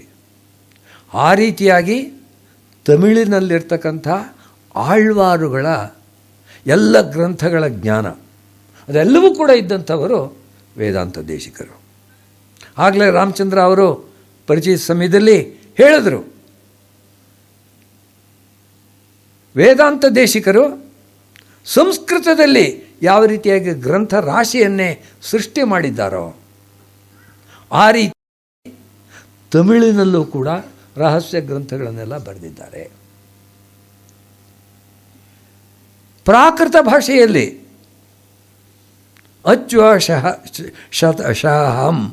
ಅಚ್ಯುತ ಶತಕ ಅಂತ ನಾವು ಕರಿತೀವಿ. ಆ ರೀತಿಯಾಗಿರ್ತಕ್ಕಂಥ ಗ್ರಂಥವನ್ನು ಪ್ರಾಕೃತ ಭಾಷೆಯಲ್ಲೂ ಕೂಡ ರಚನೆ ಮಾಡಿದ್ದಾರೆ. ಇವುಗಳ ಜೊತೆಗೆ ಮಣಿಪ್ರವಾಳ ಅಂತ ಒಂದು ಭಾಷೆ, ಅದರಲ್ಲಿ ಸಂಸ್ಕೃತ ಪದಗಳು, ತಮಿಳು ಪದಗಳು, ಕೇರಳದಲ್ಲಾದರೆ ಮಲಯಾಳಿ ಭಾಷೆ ಪದಗಳು, ಸಂಸ್ಕೃತ ಪದಗಳು ಎರಡೂ ಒಟ್ಟೊಟ್ಟಿಗೆ ಸೇರಿಕೊಳ್ಳೋದಿದೆಯಲ್ಲ, ಅದಕ್ಕೆ ಮಣಿಪ್ರವಾಳ ಅಂತ ಹೆಸರು. ಆ ಮಣಿಪ್ರವಾಳ ಭಾಷೆಯಲ್ಲೂ ಕೂಡ ಗ್ರಂಥಗಳನ್ನು ರಚನೆ ಮಾಡಿದ್ದಾರೆ. ಶತಪ್ರಬಂಧ ನಿರ್ಮಾಣ ಅಲಂಕರ್ಮೀಣ, 100 ಪ್ರಬಂಧಗಳನ್ನು ರಚನೆ ಮಾಡುವಂಥ ಅಂಥ ಅದ್ಭುತವಾದ ಶಕ್ತಿ ಇದ್ದಂಥವರು. ಆದರೆ ಆ ಕಾಲದಲ್ಲಿದ್ದಂಥ ಕಷ್ಟ ಏನು ಅಂತ ಆಗಲೇ ಹೇಳಿದ್ನಲ್ಲ, ವಿಧರ್ಮೀಯರು ನಮ್ಮ ಧರ್ಮವನ್ನೆಲ್ಲ ನಾಶ ಮಾಡಬೇಕು ಅಂತ ಈ ಲೋಕಕ್ಕೆ ನುಗ್ಗಿ ದೇವಾಲಯಗಳನ್ನು ಲೂಟಿ ಮಾಡ್ತಿದ್ದಂಥ ಕಾಲ. ಆಗ ನೋಡೋಕೆ ಹೋದರೆ ನಮ್ಮ ಕಾಲವೇ ಮೇಲು. ನಾವು ಧೈರ್ಯವಾಗಿ ವೇದವನ್ನಾದರೂ ಕಲಿಯಬಹುದು, ಶಾಸ್ತ್ರವನ್ನಾದರೂ ಬೋಧನೆ ಮಾಡಬಹುದು. ನಮಗಿಷ್ಟ ಇದ್ದರೆ ಎಲ್ಲ ನಮ್ಮ ಇಷ್ಟ ಇಲ್ಲ ಅಂಬೋದು ಆ ವಿಚಾರ ಬೇರೆ. ಆದರೆ ಇವತ್ತಿನ ಜನಗಳ ಆಸೆ ಬೇರೆ ಕಡೆ ಹೋಗಿದೆ. ಆದರೆ ಇವತ್ತು ಸ್ವಾತಂತ್ರ್ಯ ಇದೆ, ಅವತ್ತು ಅದಿರಲಿಲ್ಲ. ಯಾವ ರೀತಿ ತೊಂದರೆ ಕೊಡ್ತಿದ್ರು ಅಂತ ವೇದಾಂತ ದೇಶಿಕರೇ ಹೇಳ್ತಾರೆ. ಕಲಿಪ್ರಣಿಧಿ ಲಕ್ಷಣೈ ಕಲಿತ ಶಾಕ್ಯ ಲೋಕಾಯತೈ. ಕಲಿಪ್ರಣಿಧಿ ಲಕ್ಷಣೈ, ಕಲಿಯುಗದ ಪ್ರಣಿಧಿ ಅಂತಂದರೆ ಗೂಢಚಾರರು ಅಂತ ಅರ್ಥ, ಸ್ಪೈ ಅಂತ ಹೇಳ್ತೀವಲ್ಲ. ಆ ಕಲಿಯುಗದ ಗೂಢಚಾರ ರೀತಿಯೊಳಗೆ ಬರ್ತಾ ಇದ್ದಾರೆ ಜನ, ಆ ಶತ್ರುಗಳು. ಕಲಿಪ್ರಣಿಧಿ ಲಕ್ಷಣೈ ಕಲಿತ ಶಾಕ್ಯ ಲೋಕಾಯತೈ. ಶಾಕ್ಯರು ಅಂದರೆ ಬೌದ್ಧರು, ಲೋಕಾಯತರು ಅಂದರೆ ನಾಸ್ತಿಕರು. ಕಲಿತ ಶಾಕ್ಯ ಲೋಕಾಯತೈ ಜಗತಿ ಜೃಂಭಮಾಣಂ ಭಯಂ. ಈ ಲೋಕದಲ್ಲಿ ಅವರಿಂದ ಇಷ್ಟು ಭಯ ಎಂಬುದು ನಮ್ಮನ್ನು ಆವರಿಸ್ತಾ ಇದೆ. ಯಾವಾಗ ಬಂದು ಕೊಂದು ಬಿಡ್ತಾರೋ, ಯಾವಾಗ ನಮ್ಮನ್ನು ಲೂಟಿ ಮಾಡ್ತಾರೋ, ಯಾವಾಗ ಬೆಂಕಿ ಇಡ್ತಾರೋ ಗೊತ್ತಿಲ್ಲ. ಆ ರೀತಿಯಾಗಿರ್ತಕ್ಕಂಥ ಪರಿಸ್ಥಿತಿ. ಕಲಿತ ಶಕ್ಯ ಲೋಕಾಯತಿ ಜಗತಿ ಜೃಂಭಮಾಣಂ ಭಯಂ ಕ್ಷಪಯ ರಂಗನಾಥ ಕ್ಷಣಾತ್.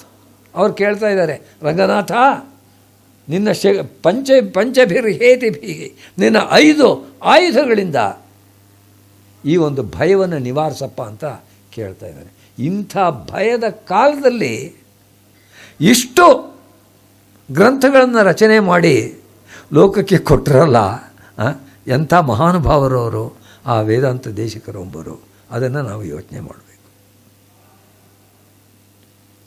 ಎಷ್ಟು ಗ್ರಂಥಗಳ ರಕ್ಷಣೆ ಮಾಡಿದ್ದಾರೆ. ಭಗವದ್ ರಾಮಾನುಜರ ಬ್ರಹ್ಮಸೂತ್ರ ಭಾಷ್ಯಕ್ಕೆ, ಶ್ರೀಭಾಷ್ಯಕ್ಕೆ ಸುದರ್ಶನಾಚಾರ್ಯರು ವ್ಯಾಖ್ಯಾನವನ್ನು ಬರೀತಾರೆ. ಶ್ರುತಪ್ರಕಾಶಿಕಾ ಅಂತ ಅದರ ಹೆಸರು. ಆ ಶ್ರುತಪ್ರಕಾಶಿಕಾ ಗ್ರಂಥ ತಾಳೆ ಪತ್ರದ ಗ್ರಂಥಗಳು ಆ ಕಾಲದಲ್ಲಿ. ಆ ಗ್ರಂಥ ಇದೆ. ಶತ್ರುಗಳು ಇದನ್ನೆಲ್ಲ ಸುಟ್ಟು ಹಾಕಬೇಕು ಅಂತ ಬರ್ತಾ ಇದ್ದಾರೆ. ಯಾವ ಒಂದು ಪುಸ್ತಕ ಕೇಳಿದ್ರೋ ಅವ್ರು ಕೇಳ್ತಿದ್ದಿದ್ದು ಇಷ್ಟೇ, ಇದರಲ್ಲಿ ಖುರಾನ್ನಲ್ಲಿ ಹೇಳಿದ್ಯೋ ಇಲ್ಲ ಬೇರೆ ಹೇಳಿದೆಯೋ. ಖುರಾನ್ನಲ್ಲಿ ಹೇಳಿದೆ ಸ್ವಾಮಿ ಅಂತಂದರೆ, ಹಾಗಿದ್ರೆ ಇದ್ಯಾತಕ್ಕೆ ವ್ಯರ್ಥ ಇದು, ಇದನ್ನು ಸುಟ್ಟಾಕಿ. ಬೇರೆ ಹೇಳಿದೆ ಅಂತಂದರೆ ಖುರಾನ್ನಲ್ಲಿ ಹೇಳಿರೋದು ಬಿಟ್ಟು ಬೇರೆ ಏನು ಹೇಳಿದ್ರು ಅದು ಸುಳ್ಳು, ಅದಕ್ಕೋಸ್ಕರ ಸುಟ್ಟಾಕಿ. ಹೀಗೆ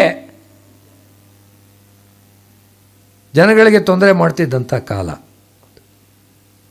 ಆ ಕಾಲದಲ್ಲಿ ಆ ಶ್ರುತಪ್ರಕಾಶಿಕ ಎಂಬುವಂಥದ್ದು ಆ ಒಂದು ಗ್ರಂಥವನ್ನು ರಕ್ಷಣೆ ಮಾಡಬೇಕು. ಆ ಸುದರ್ಶನಾಚಾರ್ಯರನ್ನು ವಿಧರ್ಮೀಯರು ಕೊಂದು ಹಾಕಿದ್ದಾರೆ. This is A historical fact, ಸುಮ್ಮನೆ ಹೇಳ್ತಿರುವಂಥ ಮಾತಲ್ಲ. ಅವರಿಗೆ 2 ಮಕ್ಕಳು, ಆ ಸುದರ್ಶನಾಚಾರ್ಯರ ಮಕ್ಕಳು. ಅವ್ರನ್ನ ಎಲ್ಲಿ ಕೊಂದು ಹಾಕ್ಬಿಡ್ತಾರೆ, ಚಿಕ್ಕ ಮಕ್ಕಳವರು. ಅವ್ರನ್ನ ರಕ್ಷಣೆ ಮಾಡಬೇಕು ಅಂತ ಕರ್ಕೊಂಡು ಹೋಗ್ತಾ ಇದ್ದಾರೆ ವೇದಾಂತ ದೇಶಿಕರು. ಶತ್ರುಗಳು ಕಂಡುಬಿಟ್ರು. ಎಷ್ಟೋ ಜನನ ಕೊಚ್ಚಿ ಹಾಕಿದ್ದಾರೆ, ಹೆಣಗಳು ಬಿದ್ದಿವೆ ಅಲ್ಲಿ ಆ 2 ಮಕ್ಕಳನ್ನು ಮಲಗಿಸಿ ತಾವು ಕೂಡ ಹೆಣದಂತೆ ಮಲಗಿದ್ದು ಶತ್ರುಗಳು ಹೋದ ಮೇಲೆ ಎದ್ದು ಬಂದಿದ್ದಾರೆ ವೇದಾಂತ ದೇಶಿಕರು.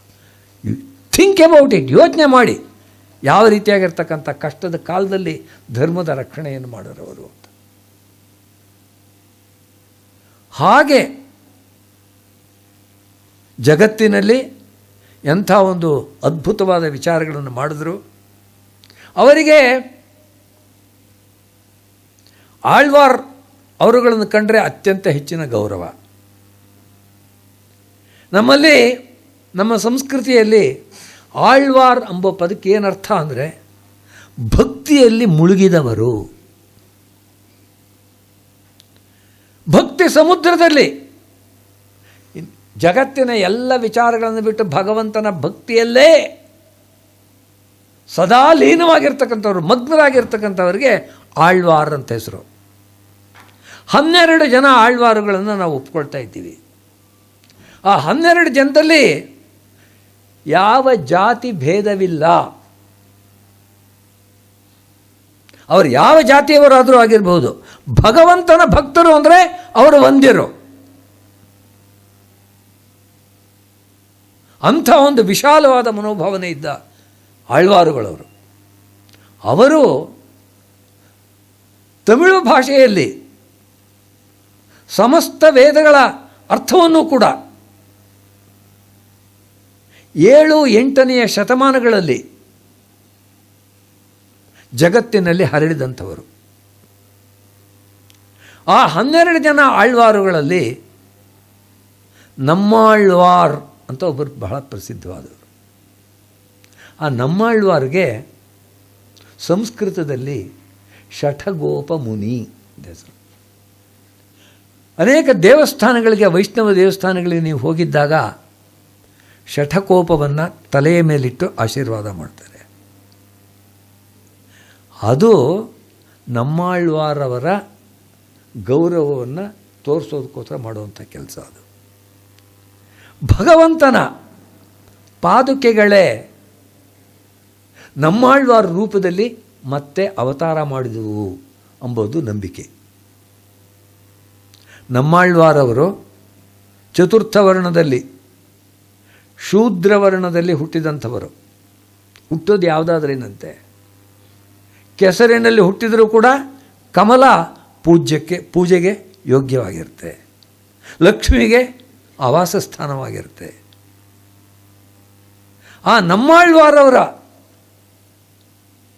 ಗೌರವವನ್ನು ಭಗವಂತನ ಪಾದುಕೆಗಳಲ್ಲಿ ಕಂಡವರು ವೇದಾಂತ ದೇಶಿಕರು. ಬ್ರಾಹ್ಮಣೋಸ್ಯ ಮುಖಮಾಸೀತ್ ಬಾಹೂರಾಜನ್ಯಕೃತಃ ಊರು ತದಸ್ಯ ಯದ್ವೈಶ್ಯಃ ಪದ್ಭ್ಯಾಗಂ ಶೂದ್ರೋ ಅಜಾಯತ. ಭಗವಂತನ ಪಾದಗಳು, ನಾವೆಲ್ಲ ಹಿಡ್ಕೊಳ್ತಕ್ಕಂಥದ್ದು ಭಗವಂತನ ಪಾದಗಳನ್ನೇ, ಮೂಗನ್ನಲ್ಲ, ಕಿವಿಯನ್ನಲ್ಲ. ಭಗವಂತನ ಪಾದಗಳಿಗೆ ಇರ್ತಕ್ಕಂಥ ಗೌರವ ತಿಳ್ಕೊಳ್ಳಿ. ಆ ಪಾದಗಳಿಗೆ ಆಶ್ರಯವಾಗಿರ್ತಕ್ಕಂಥ ಪಾದುಕೆಗಳು, ಅದರ ಮಹಿಮೆ, ಅದನ್ನೇ ಹೇಳಬೇಕು ಅಂತ. ಅದಕ್ಕೋಸ್ಕರ ನಮ್ಮಾಳ್ವಾರವರ ಸಾಕ್ಷಾತ್ ಸ್ವರೂಪವಾದ ಭಗವಂತನ ಪಾದುಕೆಗಳ ವಿಷಯದಲ್ಲಿ 1008 ಶ್ಲೋಕಗಳನ್ನು ರಚನೆ ಮಾಡಿದಂಥ ಮಹಾನುಭಾವರು ವೇದಾಂತ ದೇಶಿಕರು. ಯಾವುದೋ ಒಂದು ದೊಡ್ಡ ದೇಶದ ವಿಷಯದಲ್ಲಿ ಪದ್ಯ ಬರೆಯಬೇಕು ಅಂತ ಹೊರಟರು, ನಮಗೆ 2 ಪದ್ಯ ಬರೆಯೋ ಹೊತ್ತಿಗೆ ಸುಸ್ತಾಗ್ಬಿಡುತ್ತೆ. ಒಂದೇ ವಿಷಯದಲ್ಲಿ 1008 ಪದ್ಯಗಳು. ಅದು ಯಾವ ರೀತಿಯಾಗಿರ್ತಕ್ಕಂಥ ಕಲ್ಪನೆಗಳು, ಎಂಥ ವಿಚಿತ್ರವಾದ ಸಂಭಾವನೆಗಳು, ಭಾವಿಸ್ಕೊಳ್ಳುವಂಥದ್ದು ಭಾವನೆಗಳು ಯಾವ ರೀತಿ ಬಂದಿದೆ, ಅದನ್ನು ನೋಡಬೇಕು ಅಂತಂದರೆ ವೇದಾಂತ ದೇಶಿಕರ ಪಾದುಕಾ ಸಹಸ್ರವನ್ನು ನಾವು ನೋಡಬೇಕು. ಎಷ್ಟೋ ಸ್ತೋತ್ರಗಳನ್ನು ರಚನೆ ಮಾಡಿದ್ದಾರೆ. ಆ ಸ್ತೋತ್ರಗಳಲ್ಲಿ ಶ್ರೀಸ್ತುತಿ, ಗೋದಾಸ್ತುತಿ, ದಶಾವತಾರ ಸ್ತೋತ್ರ, ಗೋಪಾಲ ಪಂಚವಿಂಶತಿ, ಲೆಕ್ಕವೇ ಇಲ್ಲ. ಅಷ್ಟೊಂದು ಸ್ತೋತ್ರಗಳನ್ನು ಅಷ್ಟು ಸುಂದರವಾಗಿ ಮಾಡಿಬಿಟ್ಟಿದ್ದಾರೆ. ಏನೇನೋ ಪದ್ಯ ಕಷ್ಟಪಟ್ಟು ರಚನೆ ಮಾಡುವಂಥದ್ದು ವಿಷಯ ಬೇರೆ, ಆದರೆ ಮನುಷ್ಯರ ಹೃದಯವನ್ನೇ ಎಳ್ಕೊಂಡ್ಬಿಡಬೇಕು. ಆ ರೀತಿಯಾದ ಶಕ್ತಿ ಇರತಕ್ಕಂಥ ಪದ್ಯಗಳು. ಗೋಪಾಲ ಪಂಚವಿಂಶತಿಯಲ್ಲಿ ಮಗು ಕೃಷ್ಣ, ಆ ಕೃಷ್ಣನನ್ನು ವರ್ಣನೆ ಮಾಡ್ತಾ ವೇದಾಂತ ದೇಶಿಕರು ಬರೀತಾರೆ, ಹರ್ತುಂ ಕುಂಭೆ ವಿನಿಹಿತಕರಃ ಸ್ವಾದು ಹಯ್ಯಂಗವೀನಂ ದೃಷ್ಟ್ವಾ ದಾಮಗ್ರಹಣ ಚಟುಲಾಂ ಮಾತರಂ ಜಾತರೋಷಾಂ ಪಾಯಾತ್ ಈಶತ್ ಪ್ರಚಲಿತ ಪದೋ ನಾಪಗಚ್ಚನ್ನ ತಿಷ್ಠನ್ ಮಿಥ್ಯಾಗೋಪಃ ಸಪದಿ ನಯನೇ ಮೀಲಯನ್ ವಿಶ್ವಗೋಪ್ತಾ. ಮಗು ಕೃಷ್ಣ, ಅವನಿಗೆ ಬೆಣ್ಣೆ ಕಂಡ್ರೆ ತುಂಬ ಇಷ್ಟ. ಅಮ್ಮನಿಗೆ ಗೊತ್ತಾಗದೇ ಇರೋ ಹಾಗೆ, ಯಶೋದೆ ಗೊತ್ತಾಗದೇ ಇರೋ ಹಾಗೆ ಬೆಣ್ಣೆ ಕದ್ಬಿಡಬೇಕು ಅಂತ. ಹರ್ತುಂ ಕುಂಭೆ ವಿನಿಹಿತ ಕರಹ, ಕೈ ಇಟ್ಟಿದ್ದಾನೆ. ಆ ಒಂದು ಮಡಿಕೆಯಲ್ಲಿ ಬೆಣ್ಣೆ ಇದೆ, ಅದನ್ನು ಕದಿಬೇಕು ಅಂತ ಇಟ್ಕೊಂಡಿದ್ದಾನೆ. ಸ್ವಾದು ಹಯ್ಯಂಗವೀನಂ, ಹಯ್ಯಂಗವೀನ ಅಂತ ಶಬ್ದ ಉಪಯೋಗಿಸ್ತಾ ಇದ್ದಾರೆ. ನೆನ್ನೆ ತಾನೇ ಕರೆದ ಹಾಲು, ಅದನ್ನು ಚೆನ್ನಾಗಿ ಕಾಯಿಸಿ ಆಮೇಲೆ ಆರಿಸಿ ಅದಕ್ಕೆ ಹೆಪ್ಪು ಹಾಕಿ ಅದರಿಂದ ಬರ್ತಕ್ಕಂಥ ಬೆಣ್ಣೆ ಇದೆಯಲ್ಲ, ಹಯ್ಯಂಗವೀನ ಅಂತ ಹೆಸರು. ಹ್ಯೋ ಗೋದೋಹೋದ್ಭವಂ ಘೃತಂ ಅಂತ ಅಮರಕೋಶದಲ್ಲಿ ಹೇಳ್ತಾರೆ. ಹ್ಯಃ ಅಂದರೆ ನೆನ್ನೆ, ನೆನ್ನೆ ಗೋದೋಹ ಹಸುವಿನ ಹಾಲು ಕರೆಯೋದು, ಅದರಿಂದ ಹುಟ್ಟಿದಂಥ ಬೆಣ್ಣೆಗೆ ಹಯ್ಯಂಗವೀನ ಅಂತ. ಹರ್ತುಂ ಕುಂಭೆ ವಿನಿಹಿತ ಕರಹ ಸ್ವಾದು ಹಯ್ಯಂಗವೀನಂ. ಅಷ್ಟೊತ್ತಿಗೆ ಅವರ ಅಮ್ಮನ ಕೋಪ ಬಂತು. ಇವನು ಯಾವಾಗಲೂ ಎಲ್ಲ ಕದ್ಕೊಂಡು ಹೋಗ್ತಾನೆ ಹುಡುಗ ಅಂಥೇಳಿ. ದೃಷ್ಟ ದಾಮಗ್ರಹಣ ಚಟುಲಾಂ ಮಾತರಂ, ಅವಳು ಒಂದು ಹಗ್ಗ ಹಿಡ್ಕೊಂಡು ಇವನು ಕಟ್ ಹಾಕ್ಬಿಡ್ತೀನಿ ಅಂಥೇಳಿ. ದಾಮ ಅಂದರೆ ಹಗ್ಗ. ದಾಮಗ್ರಹಣ ಚಟುಲಾಂ ಮಾತರಂ ಜಾತರೋಷ, ಅವಳು ಕೋಪಿಸ್ಕೊಂಡು ನೋಡ್ತಾ ಇದ್ದಾಳೆ. ಅದಕ್ಕೋಸ್ಕರ ಮಾತರಂ ಜಾತರೋಷ.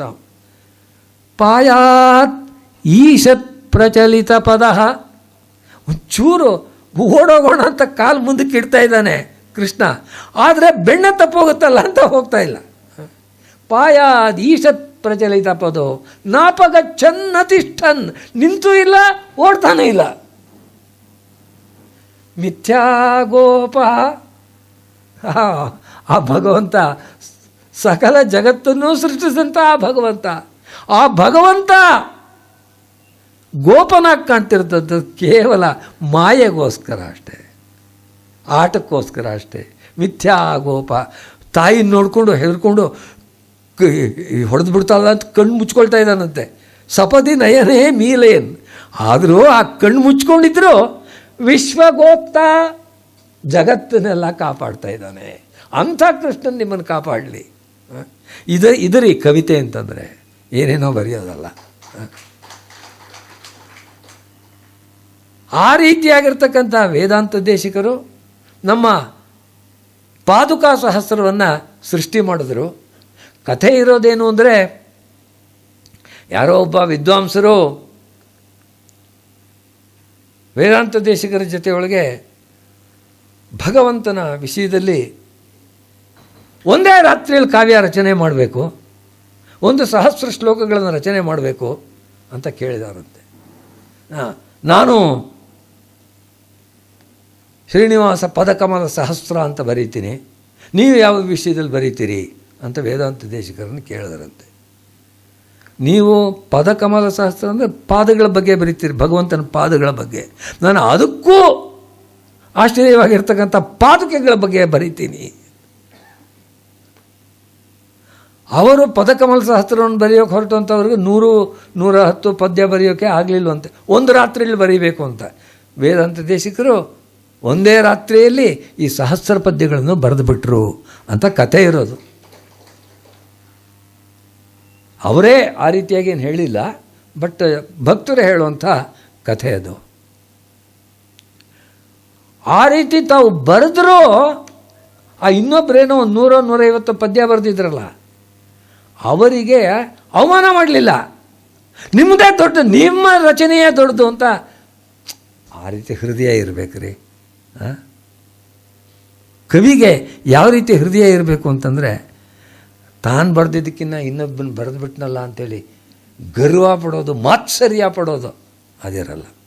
ನ ಕ್ರೋಧೋ ನಚ ಮಾತ್ಸರ್ಯಂ ನ ಲೋಭೋ ನಾಶುಭಾಮತಿ ಭವಂತಿ ಕೃತಪುಣ್ಯಾನಾಂ ಭಕ್ತಾನಾಂ ಪುರುಷೋತ್ತಮೆ. ಅದೆಲ್ಲ ಇರಬಾರ್ದು. ಆ ರೀತಿಯಾಗಿ ಅವನನ್ನೇ ಹೊಗಳ್ತಾ ಇದ್ದಾರೆ. ಆ ಕೆಲವೇ ಪದ್ಯಗಳನ್ನು ಬರೆದಿದ್ನಲ್ಲ ವಿದ್ವಾಂಸ, ಅವನನ್ನೇ ಹೊಗಳ್ತಾ ಇದ್ದಾರೆ ವೇದಾಂತ ದೇಶಿಕರು. ಸೂತೆ ಸೂಕರ ಯುವತಿ ಸುತಶತಮತ್ಯಂತ ದುರ್ಭಗಂ ಜಟಿತಿ ಕರಿಣೀ ಚಿರಾಯ ಸೂತೆ ಸಕಲ ಮಹೀಪಾಲ ಲಾಲಿತಂ ಕಲಭಂ ಹೇಳ್ತಾ ಇದ್ದಾರೆ. ಅಯ್ಯೋ, ತುಂಬ ಪದ್ಯ ಬರೆಯೋದು ದೊಡ್ಡ ವಿಷಯ ಅಲ್ಲ. ಸೂಕರ ಯುವತಿ, ಹೆಣ್ಣು ಹಂದಿ ಇರ್ತಲ್ಲ, ಅದು ದಡ ದಡ ದಡ ಅಂತ ಎಷ್ಟೋ ಮರಿಗಳನ್ನು ಹಾಕಿಬಿಡುತ್ತೆ. ಆದರೆ ಕರಿಣಿ ಹೆಣ್ಣು ಆನೆ ಇದೆಯಲ್ಲ, ಅದು ಎಷ್ಟೋ ವರ್ಷಕ್ಕೊಂದ್ಸಲ ಒಂದು ಮರಿ ಹಾಕುತ್ತೆ. ಆದರೆ ಆ ಒಂದು ಮರಿನೇ ಈ 100 ಹಂದಿಯ ಮರಿಗಳಿಗಿಂತಲೂ ಕೂಡ ಶ್ರೇಷ್ಠವಾದದ್ದು. ಸಕಲ ಮಹೀಪಾಲ ಲಾಲಿತಂ ಕಲಭಂ. ಅದಕ್ಕೆ ನಿಮ್ಮ ಶ್ಲೋಕಗಳು ಕೆಲವೇ ಇದ್ದರೂ ಅದೇ ದೊಡ್ಡದು ಅಂಥೇಳಿ ಅವ್ರನ್ನ ಹೊಗಳಿದ್ರು ಅಂತ ಇದೆ. ಆ ರೀತಿಯಾಗಿರ್ತಕ್ಕಂಥ ವಿಶಾಲವಾದ ಮನಸ್ಸು ಇರಬೇಕು ಅಂತ ಉದ್ದೇಶ. ಹಾಗೆ ಇಲ್ಲಿ ಈ ಪಾದಗಳನ್ನು ವರ್ಣಿಸೋದಕ್ಕಿಂತ ಪಾದುಕೆಗಳನ್ನು ವರ್ಣಿಸೋದು ಅತ್ಯಂತ ಶ್ರೇಷ್ಠ ಎಂಬ ಅಭಿಪ್ರಾಯದಿಂದ ಪಾದುಕಾ ಸಹಸ್ರವನ್ನು ಇವರು ರಚನೆ ಮಾಡಿದ್ರು. ಮೇಲ್ಪಂಕ್ತಿ ಹಾಕ್ಕೊಟ್ರೆ ಯದ್ಯದಾಚರತಿ ಶ್ರೇಷ್ಠ ತತ್ತದೇವೇತರೋ ಜನಃ ಸಯತ್ ಪ್ರಮಾಣಂ ಕುರುತೆ ಲೋಕಸ್ತದನು ವರ್ತತೆ. ದೊಡ್ಡವರು ಯಾವುದಾದ್ರೂ ಒಂದು ಪಂಕ್ತಿ ಹಾಕ್ಕೊಟ್ರೆ 4 ಜನ ನಾವು ಮಾಡೋಣ ಹಾಗೆ ಅಂತ ಹೊರಡ್ತಾರೆ. ವೇದಾಂತ ದೇಶಿಕರು ಪಾದುಕಾಶಾಸ್ತ್ರವನ್ನು ರಚನೆ ಮಾಡಿದ್ದು ನೋಡಿ. ಆಮೇಲೆ ವೆಂಕಟಾಧ್ವರಿಗಳು 16ನೇ ಶತಮಾನದಲ್ಲಿದ್ದಂಥ ವೆಂಕಟಾಧ್ವರಿಗಳು ಲಕ್ಷ್ಮೀ ಸಹಸ್ರ ಅಂತ ಬಿಟ್ಟು ಲಕ್ಷ್ಮೀ ವಿಷಯದಲ್ಲಿ 1000 ಶ್ಲೋಕಗಳನ್ನು ರಚನೆ ಮಾಡಿದ್ದಾರೆ. ಕಾವ್ಯಕಂಠ ಗಣಪತಿ ಮುನಿಗಳು ಉಮಾಸಹಸ್ರ ಅಂಥೇಳಿ ಅವರು ಬರೆದಿದ್ದಾರೆ. ಉಮೆಯ ಮೇಲೆ 1000 ಶ್ಲೋಕಗಳನ್ನು ಬರೆದಿದ್ದಾರೆ. ಈ ರೀತಿ ಒಳ್ಳೆಯ ಒಂದು ಕೆಲಸ ಆದರೆ ಅವರು ಹಾಗೆ ಮಾಡಿದ್ದಾರೆ, ನಾವು ಪ್ರಯತ್ನ ಪಡೋಣ ಅಂಥೇಳಿ ಬೇರೆಯವರು ಮಾಡೋದಕ್ಕೆ ಅವಕಾಶವಾಗುತ್ತೆ. ಆ ರೀತಿಯಾಗಿರ್ತಕ್ಕಂಥ ಅದ್ಭುತವಾದ ರಚನೆ ಈ ಒಂದು ಪಾದುಕಾ ಸಹಸ್ರ ಅಂತ. ಸಹಸ್ರ ಅಂತಂದರೆ ನಾವು 100 ಅಂತ, ನಾವು ಕೂಡ ಶತಕ ಅಂತ ಬರೆದ್ರೆ ಕರೆಕ್ಟಾಗಿ 100 ಬರೆದಿರಲ್ಲ. ಒಂದು 4-5 ಜಾಸ್ತಿನೇ, ಒಂದು 8 ಜಾಸ್ತಿನೇ, ಅಷ್ಟೋತ್ತರ ಶತ ಅಂತ ಬಿಟ್ಟು ಮಾಡಿಬಿಡ್ತೀವಿ. ಆ ರೀತಿಯಾಗಿ ಅವರು 1008 ಪದ್ಯಗಳನ್ನು ರಚನೆ ಮಾಡಿದ್ದಾರೆ. ಆ ಕಾವ್ಯದಲ್ಲಿ ಮೊದಲನೆಯ ಪದ ಕೊನೆಯ ಪದ ಎರಡೂ ಕೂಡ ಸಂತಹ ಅಂತ. ಮೊದಲನೇ ಪದ್ಯ ಬರ್ತಾ ಇದೆ, ಈಗ ತಾವು ಕೇಳಿದ್ರಲ್ಲ, ಸಂತ ಶ್ರೀರಂಗ ಪೃಥ್ವೀಶ ಚರಣತ್ರಾಣ ಶೇಖರಾ ಜಯಂತಿ ಭುವನತ್ರಾಣ ಪದಪಂಕಜರೇಣವಃ. ಸಂತಹ ಆ ಪದಕ್ಕೆ 2 ಅರ್ಥ. ಒಂದು ಒಳ್ಳೆಯವರು ಅಂತ, ಸಂತರು ಅಂತ ನೀವು ಕನ್ನಡದಲ್ಲಿ ಹೇಳಿರೋದು ಕೇಳಬೇಕು. ಇಂಥ ಸಂತರು ಸತ್ಪುರುಷರು ಬರ್ತಾರೆ, ಸಂತರು. ಅದೇನೇ ಸಂಸ್ಕೃತದಲ್ಲಿ ಸಂತಹ ಅಂತ. ಅದೇ ಇಂಗ್ಲೀಷ್ನಲ್ಲಿ ಸೈಂಟ್. ಆದ್ದರಿಂದ ಸಂತಹ ಅಂಥವರಿಂದ ಶುರು ಇಡೀ ಕಾವ್ಯದ ಕೊನೆಯೊಳಗೂ ಕೂಡ ಸಂತಹ ಎಂಬ ಪದ್ಯದಿಂದಲೇ ಮುಗಿಸ್ತಾ ಇದ್ದಾರೆ. ಇದು ಒಳ್ಳೆಯವರಿಗೋಸ್ಕರ ಕೇಳಬೇಕು, ಯಾರ್ಯಾರೋ ಕೇಳೋದು ಬೇಕಿಲ್ಲ. ಸಂತಹ ಶೃಣು ಅಂತ ಸತ್ಪುರುಷರು ಕೇಳಬೇಕಪ್ಪ ಇದನ್ನ. ಎರಡನೇ ಅರ್ಥ ಸಂತಹ ಅಂದರೆ ವಿದ್ವಾಂಸರು. ಧೀಮಾನ್ ಸೂರ್ಯ ಕೃತೀಕೃಷ್ಟಿ ಲಬ್ಧವರ್ಣೋ ವಿಚಕ್ಷಣ ಸನ್ಸುಧಿ ಕೋವಿದೋ ಬುಧ. ಸನ್ ಎಂಬುದಕ್ಕೆ ಕೋವಿದ ಪಂಡಿತ ಅಂತ ಅರ್ಥ ಇದೆ. ತಂ ಸಂತ ಶ್ರೋತುಮರ್ಹಂತಿ ಸದಸದ್ವ್ಯಕ್ತಿ ಹೇತವಃ ಹೇಮ್ನಃ ಸಂಲಕ್ಷತೆ ಹ್ಯಗ್ನೌ ವಿಶುದ್ಧಿ ಶ್ಯಾಮಿಕಾಪಿವ ಅಂತ ಕಾಳಿದಾಸ ಹೇಳ್ತಾನಲ್ಲ. ತಂ ಸಂತಹ ಶ್ರೋತುಮರ್ಹಂತಿ, ನನ್ನ ಪದ್ಯವನ್ನು ಯಾರೋ ಕೆಟ್ಟ ಜನಗಳು ಅವಿವೇಕಿಗಳು ಕೇಳದೆ ಹೋದ್ರೆ ಹೋಗಲಿ, ವಿದ್ವಾಂಸರು ಕೇಳಬೇಕು. ತಂ ಸಂತಹ ಶ್ರೋತುಮರ್ಹ. ಯಾಕೆಂದರೆ ಸದ್ ಅಸದ್ ವ್ಯಕ್ತಿ ಹೇತವಃ, ಯಾವುದು ಒಳ್ಳೆಯದು ಯಾವುದು ಕೆಟ್ಟದು ಅಂತ ಹೊರಗಡೆ ಬರೋದಕ್ಕೆ ಅವರೇ ಕಾರಣ. ಇಷ್ಟು ಚೆನ್ನಾಗಿ ಈ ವಿಷಯವನ್ನು ಹೇಳಿದಾರಲ್ಲ ಅಂಥೇಳಿ ತಲೆದೂಗಬಲ್ಲಂತಹ ವಿದ್ವಾಂಸರು ಕೇಳಬೇಕು. ತಂ ಸಂತಹ ಶ್ರೋತುಮರ್ಹ ಸದಸದ್ವ್ಯಕ್ತಿ ಹೇತವ. ಹೇಮ್ನಃ ಚಿನ್ನಕ್ಕೆ ಚೆನ್ನಾಗಿದೆ ಅಂತ ಹೇಳಬೇಕಾದ್ರೆ ಅಗ್ನೌ ಬೆಂಕಿಯಲ್ಲಿ ಹಾಕಿದಾಗ ಅದು ಗೊತ್ತಾಗುತ್ತೆ ನಿಜ ಶುದ್ಧವಾದ ಚಿನ್ನವೋ ಏನಾದರೂ ಬೆರೆಸಿದಾರೋ ಅಂತ. ಆ ರೀತಿಯಾಗಿ ಕಾವ್ಯ ಎಂಬುವಂಥ ಚಿನ್ನಕ್ಕೆ ಪರೀಕ್ಷಕರಾಗಿರುವಂಥವರು ಅಂಥ ಸಂತಹ. ಏನೂ ತಿಳಿದೆ ಇಲ್ಲದಂಥವರು ಕೇಳ್ಬಿಟ್ಟು ತಲೆ ಅಲ್ಲಾಡ್ಸಿದ್ರೆ ಏನು ಪ್ರಯೋಜನ? ಯಾರು ಅರ್ಥ ಮಾಡಿಕೊಳ್ಳಬಲ್ಲರೋ ಅವರು ಕೇಳಬೇಕು. ಒಂದು ಸಲ ದೊಡ್ಡ ಸಂಗೀತ ಕಚೇರಿ,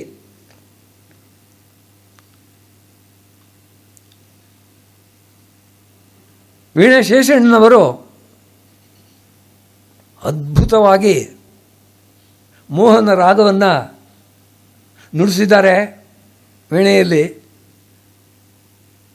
ಆ ಮೋಹನ ರಾಗವೇ ಎದುರುಗಡೆ ಬಂದು ಜನಗಳ ಮುಂದೆ ನಿಂತಿದೆಯೇನೋ, ಜನಗಳು ಆ ರೀತಿ ಅದರಲ್ಲಿ ತಲ್ಲೀನರಾಗ್ಬಿಟ್ಟಿದ್ದಾರೆ. ಕೇಳಿದ್ದಾರೆ, ಎಲ್ಲರೂ ಕೂಡ ಚಪ್ಪಾಳೆ ಹೊಡೆದಿದ್ದಾರೆ.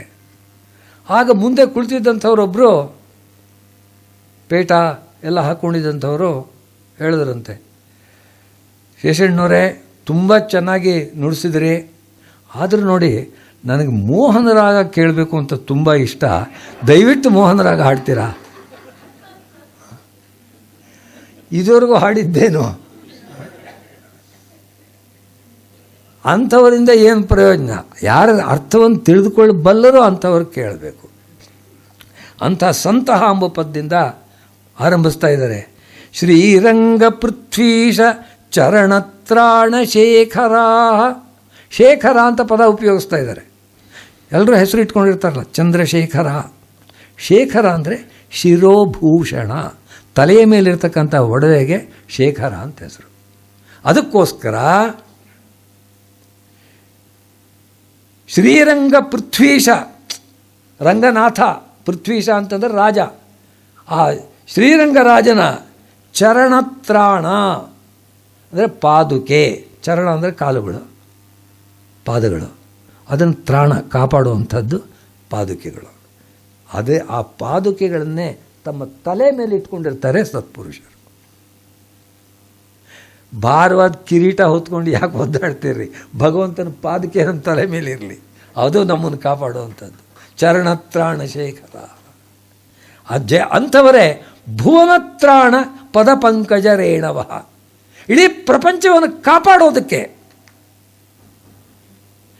ಪದ ಪಂಕಜ, ಕಾಲು ಎಂಬುವಂಥ ಕಮಲದ ರೇಣವ, ಪರಾಗಗಳು, ಧೂಳುಗಳು. ಯಾವಾಗಲೂ ಕೂಡ ಹೂವಿನಲ್ಲಿ ಪರಾಗ, ಪೋಲನ್ ಅಂತ ಇಂಗ್ಲೀಷ್ನಲ್ಲಿ ಹೇಳ್ತಾರೆ, ಅದಿರುತ್ತೆ. ಆ ರೀತಿಯಾಗಿ ಪಾದ ಕಮಲಗಳಲ್ಲಿರ್ತಕ್ಕಂಥ ಧೂಳಿದೆಯಲ್ಲ, ಅವರು ಯಾರು ಅಂದರೆ ಸಂತರು. ಅಂದರೆ ಅಂಥ ಒಂದು ಭಗವಂತನ ಪಾದಗಳ ಧೂಳಿಯನ್ನೇ ತಲೆಯ ಮೇಲೆ ಧರಿಸಿರ್ತಕ್ಕಂಥ ವಿದ್ವಾಂಸರು, ಜ್ಞಾನಿಗಳು.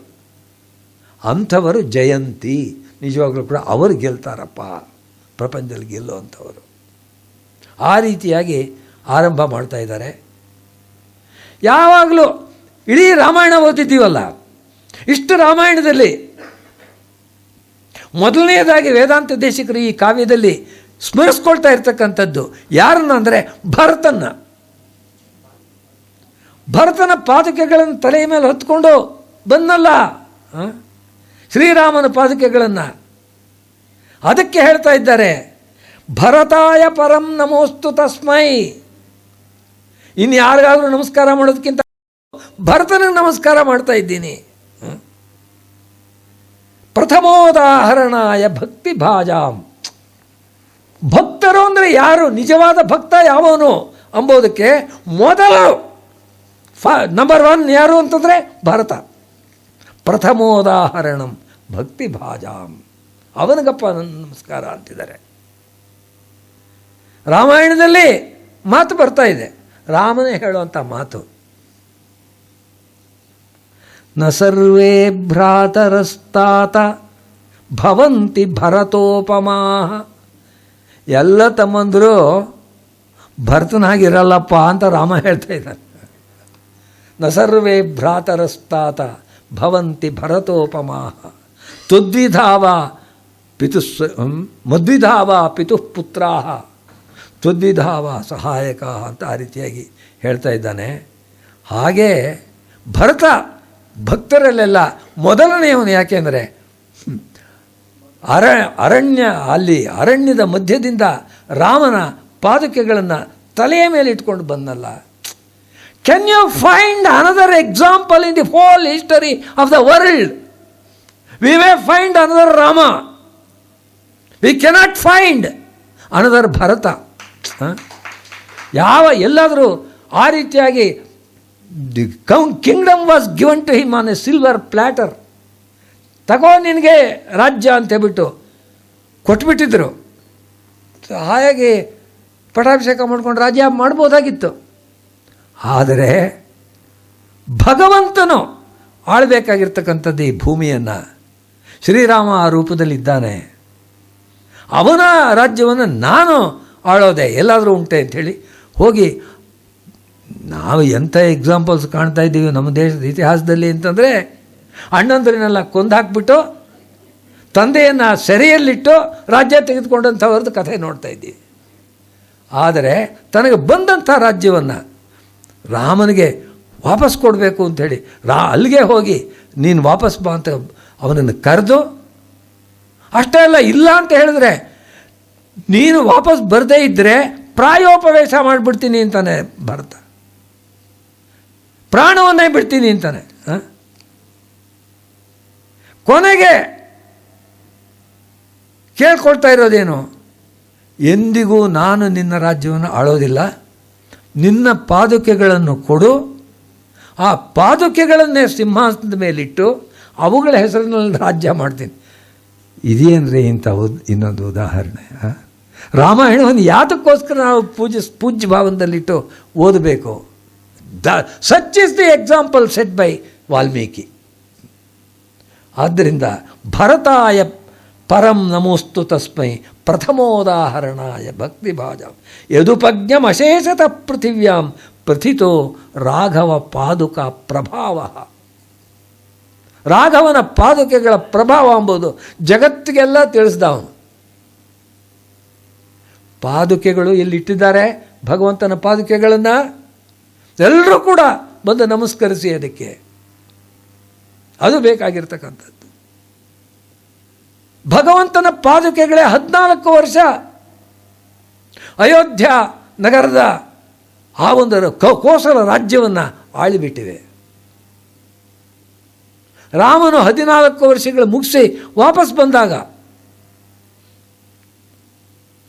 ಭರತ ಹೇಳ್ತಾ ಇದ್ದಾನೆ, ನೀನು ಬಿಟ್ಟು ಹೊರಟಾಗ ರಾಜ್ಯ ಇಷ್ಟಿತ್ತು, ಈಗ ಇಷ್ಟು ವಿಸ್ತಾರವಾಗಿದೆ. ಕೋಶದಲ್ಲಿ ಇಷ್ಟು ಧನ ಇತ್ತು, ಈಗ ಅದು ದ್ವಿಗುಣ ದಶಗುಣವಾಗಿದೆ.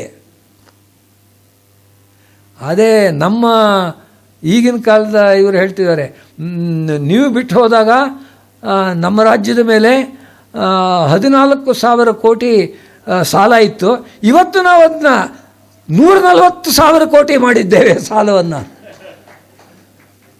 ಭರತನಾಗಿರ್ತಕ್ಕಂಥ ರಾಜ್ಯಭಾರ ಮಾಡುವಂಥವರು ಬೇಕಾಗಿತ್ತು. ಯದುಪಜ್ಞಮಶೇಷತ ಪೃಥಿವ್ಯಾಂ ಪ್ರಥಿತೋ ರಾಘವ ಪಾದುಕಾ ಪ್ರಭಾವ ವರ್ಣಸ್ತೋಮೈರ್ವಕುಲಸುಮನೋ ವಾಸನಾ ಮುದ್ವಹಂತೀಂ ಆಮ್ನಾಯಾನಾಂ ಪ್ರಕೃತಿಮಪರಾಂ ಸಂಹಿತಾಂ ದೃಷ್ಟವಂತಂ ಪಾದೇ ನಿತ್ಯ ಪ್ರಣಹಿತ ಧಿಯಂ ಪಾದುಕೆ ರಂಗಭರ್ತು ತನ್ನಾಮಾನಂ ಮುನಿಮಿಹ ಭಜೆ ತ್ವಾಮಹಂ ಸ್ತೋತು ಕಾಮಃ. ನಮ್ಮಾಳ್ವಾರನ್ನು ಹೊಗಳ್ತಾ ಇದ್ದಾರೆ. ನಮ್ಮಾಳ್ವಾರೇ ಆ ಪಾದುಕೆಗಳ ರೂಪದಲ್ಲಿ ನಮ್ಮ ಎದುರುಗಡೆ ಇರ್ತಕ್ಕಂಥವರು, ಆ ಪಾದುಕೆಗಳೇ ಈ ರೂಪದಲ್ಲಿ ನಮಗೆ ಉಪದೇಶವನ್ನು ಕೊಡ್ತಾ ಇದ್ದಾರೆ. ತ್ವನ್ನಾಮಾನಂ, ನಿನ್ನ ಹೆಸರಿಟ್ಟುಕೊಂಡಿರ್ತಕ್ಕಂಥವನು. ಆ ಪಾದುಕೆಗಳಿಗೆ ಶಠಕೋಪ ಅಂತ ಹೆಸರು. ಏನು ಶಠಕೋಪ ಅಂತಂದರೆ, ನಾವೆಲ್ಲರೂ ಕೂಡ ಜೀವಾತ್ಮರು ತಾಯಿಯ ಹೊಟ್ಟೆಯಲ್ಲಿದ್ದಾಗ ಅರಿತುಕೊಳ್ತೀವಿ, ಈ ಪ್ರಪಂಚದಲ್ಲಿ ಇಷ್ಟು ದುಷ್ಟತನ ಇದೆ, ಇಷ್ಟು ಕಷ್ಟಗಳಿವೆ, ನಾನು ಅಜ್ಞಾನದಿಂದ ಮತ್ತೆ ಮತ್ತೆ ಗರ್ಭವಾಸವನ್ನು ಅನುಭವಿಸ್ತಾ ಇದ್ದೀನಿ. ಇದನ್ನು ಬಿಟ್ಟು ಭಗವಂತನ ಪಾದಗಳಲ್ಲಿ ಮನಸ್ಸನ್ನಿಟ್ಟು ಮೇಲಕ್ಕೆ ಹೋಗುವಂಥ ಅವಕಾಶ ಮನುಷ್ಯ ಜನ್ಮ ನನಗೆ ಬರ್ತಾ ಇದೆ. ಈ ಜನ್ಮವನ್ನು ನಾನು ವ್ಯರ್ಥಪಡಿಸ್ಕೊಳ್ಬಾರ್ದು. ನಾನು ನಿಜವಾಗಿಯೂ ಕೂಡ ಮೋಕ್ಷ ಸಾಧನೆಗೆ ಪ್ರಯತ್ನ ಪಡ್ತೀನಿ ಎಂಬುವಂಥ ಜ್ಞಾನ ಗರ್ಭಸ್ಥ ಶಿಶುವಿಗೆ ಎಲ್ಲರಿಗೂ ಇರ್ತಂತೆ. ಆದರೆ ಆ ಮಗು ಹುಟ್ಟುವಂಥ ಸಂದರ್ಭದಲ್ಲಿ ಶಠ ಎಂಬುವಂಥ ಒಂದು ವಾಯು ಅದು ಅದರ ಮೇಲೆ ಪಸರಿಸುತ್ತೆ. ಅದರಿಂದ ಆ ಜ್ಞಾನವೆಲ್ಲ ಮರ್ತೋಗುತ್ತೆ. ಏನಿದ್ರು ಈ ಲೋಕದಲ್ಲಿರ್ತಕ್ಕಂಥ ಆಸೆಗಳು, ಚಕ್ಲಿ ತಿನ್ನಬೇಕು, ಐಸ್ ಕ್ರೀಮ್ ತಿನ್ನಬೇಕು, ಇದೇ ಆಗ್ಬಿಡುತ್ತೆ. ಇಷ್ಟರಲ್ಲೇ ನಾವು ಕಾಲ ಕಳೆದು ಬಿಡ್ತೀವಿ. ನಮ್ಮಾಳ್ವಾರವರು ಹುಟ್ಟಿದ್ರು, ಹುಟ್ಟಿದ ಕ್ಷಣದಲ್ಲೇ ಆ ಶಠದ ಮೇಲೆ ಕೋಪ ಮಾಡಿಕೊಂಡು ಆ ಶಠಕ್ಕೆ ಶತ್ರುವಾಗಿ ಅದನ್ನು ದಮನ ಮಾಡಿದರು. ಆರಂಭದಿಂದಲೇ ಭಗವಂತನ ಪಾದಗಳಲ್ಲೇ ಅವರ ಗಮನ, ಪಾದುಕೆ ಪಾದಗಳನ್ನು ಆಶ್ರಯಿಸಿಕೊಂಡೇ ಇರುತ್ತೆ. ಆದ್ದರಿಂದ ಪಾದುಕೆಗಳಿಗೆ ಹೇಳ್ತಾ ಇದ್ದಾರೆ, ತ್ವನ್ನಾಮಾನಂ ಮುನಿಂ, ನಿನ್ನ ಹೆಸರನ್ನೇ ಇಟ್ಕೊಂಡಿರ್ತಕ್ಕಂಥ ಮುನಿ, ಶಠಕೋಪ ಮುನಿ ಅಂತಂದರೆ ನಮ್ಮಾಳ್ವಾರವರು. ಆ ರೀತಿಯಾಗಿರ್ತಕ್ಕಂಥ ಆಮ್ನಾಯಾನಾಂ ಪ್ರಕೃತಿಮಪರಾಂ ಸಂಹಿತಾಂ ಸೃಷ್ಟವಂತಂ. ಆಮ್ನಾಯ ಅಂದರೆ ವೇದ. ಆ ವೇದಗಳಿಗೆ ಸಮಾನವಾಗಿರ್ತಕ್ಕಂಥ, ವೇದಗಳ ಸಾರ ಸರ್ವಸ್ವವನ್ನು ಒಳಗೊಂಡಿರ್ತಕ್ಕಂಥ ತಿರುವಾಯ್ಮೊಳಿ ಎಂಬುವಂಥ ಗ್ರಂಥವನ್ನು ಸೃಷ್ಟಿ ಮಾಡಿದಂಥವರು ನಮ್ಮಾಳ್ವಾರು. ಜನಗಳ ಭಾಷೆಯಲ್ಲಿ, ತಮಿಳು ಭಾಷೆಯಲ್ಲಿ ಅಂಥ ಅದ್ಭುತವಾದ ಸಾಹಿತ್ಯವನ್ನು ಸೃಷ್ಟಿ ಮಾಡಿದಂತಹ ಆ ಒಂದು ಭಗವಂತ, ಆ ಒಬ್ಬ ನಮ್ಮಾಳ್ವಾರಿದಾರಲ್ಲ, ಪಾದೇ ನಿತ್ಯ ಪ್ರಣೀಹಿತ ಧಿಯಂ ಯಥಾ ಪಾದುಕಾ ಪಾದೌ ಸರ್ವದಾ ಶಿರಸ ವಹತಿ ತಥಾ ಅಯಂ ನಮ್ಮಾಳ್ವಾರ್ ಮಹಾಭಾಗಃ ಸರ್ವಮಪಿ ವೇದ ಸಾಹಿತ್ಯಂ ಸ್ವಯಂ ಸ್ವಾಯತ್ತೀಕೃತ್ಯ ದ್ರವಿಡ ಭಾಷೆಯ ಪುನಃ ಉವಾಚ. ಮತ್ತೆ ಹೇಳಿದ್ರು. ಅದನ್ನ ವೇದಾಂತ ದೇಶಿಕರು ದ್ರಮಿಡೋಪನಿಷತ್ ಅಂತ ಕರೀತಾರೆ. ದ್ರಾವಿಡ ಭಾಷೆಯಲ್ಲಿರ್ತಕ್ಕಂಥ ಸಾಕ್ಷಾತ್ ಉಪನಿಷತ್ ಅದು. ನೀವು 4000 ಪ್ರಬಂಧ ಎಂಬುವಂಥ ಶಬ್ದವನ್ನು ಕೇಳಿರಬಹುದು. 4000 ಅಂದರೆ 4000. 4000 ಪ್ರಬಂಧಗಳು ಪಾಶುರಗಳು ಅಂತ ಹೇಳ್ತೀವಿ. ಅವುಗಳನ್ನು ಸೃಷ್ಟಿ ಮಾಡಿದಂಥ ಈ ಒಬ್ಬ ನಮ್ಮಾಳ್ವಾರ್ ಮಹಾನುಭಾವರು ಯಾರಿದ್ದಾರೆ, ಅವರು ನಿಜವಾಗಿಯೂ ಕೂಡ ಆ ಭಗವಂತನ ಪಾದುಕೆಗಳ ರೂಪದಲ್ಲಿರ್ತಕ್ಕಂಥವರು. ವರ್ಣಸ್ತೋಮೈರ್ ವಕುಲ ಸುಮನೋ ವಾಸನಾಮುದ್ವಹಂತೀಂ. ವಕುಲ ಅಂದರೆ ಬಕುಳ. ಬಕುಳ ಎಂಬುದು ಒಂದು ಹೂವು. ವಕುಲಭೂಷಣರು ಅಂತ ಅವ್ರಿಗೆ ಹೆಸರು. ನಮ್ಮಾಳ್ವಾರವರಿಗೆ ವಕುಲಭೂಷಣರು ಅಂತ. ಸುಮನಸ್ ಅಂದರೆ ಹೂವು. ವಕುಲ ಸುಮನೋ ವಾಸನಾಂ ಉದ್ವಹಂತೀಂ. ಆ ಬಕುಲದ ಹೂವಿನ ವಾಸನೆಯನ್ನು ಹೊತ್ಕೊಂಡಿರ್ತಕ್ಕಂಥ ಆ ದೇವತೆ ಇದ್ದಾಗಿರುವಂಥವರು. ಪ್ರಕೃತಿಮಪರಾಂ ಸಂಹಿತಾಂ ದೃಷ್ಟವಂತಂ.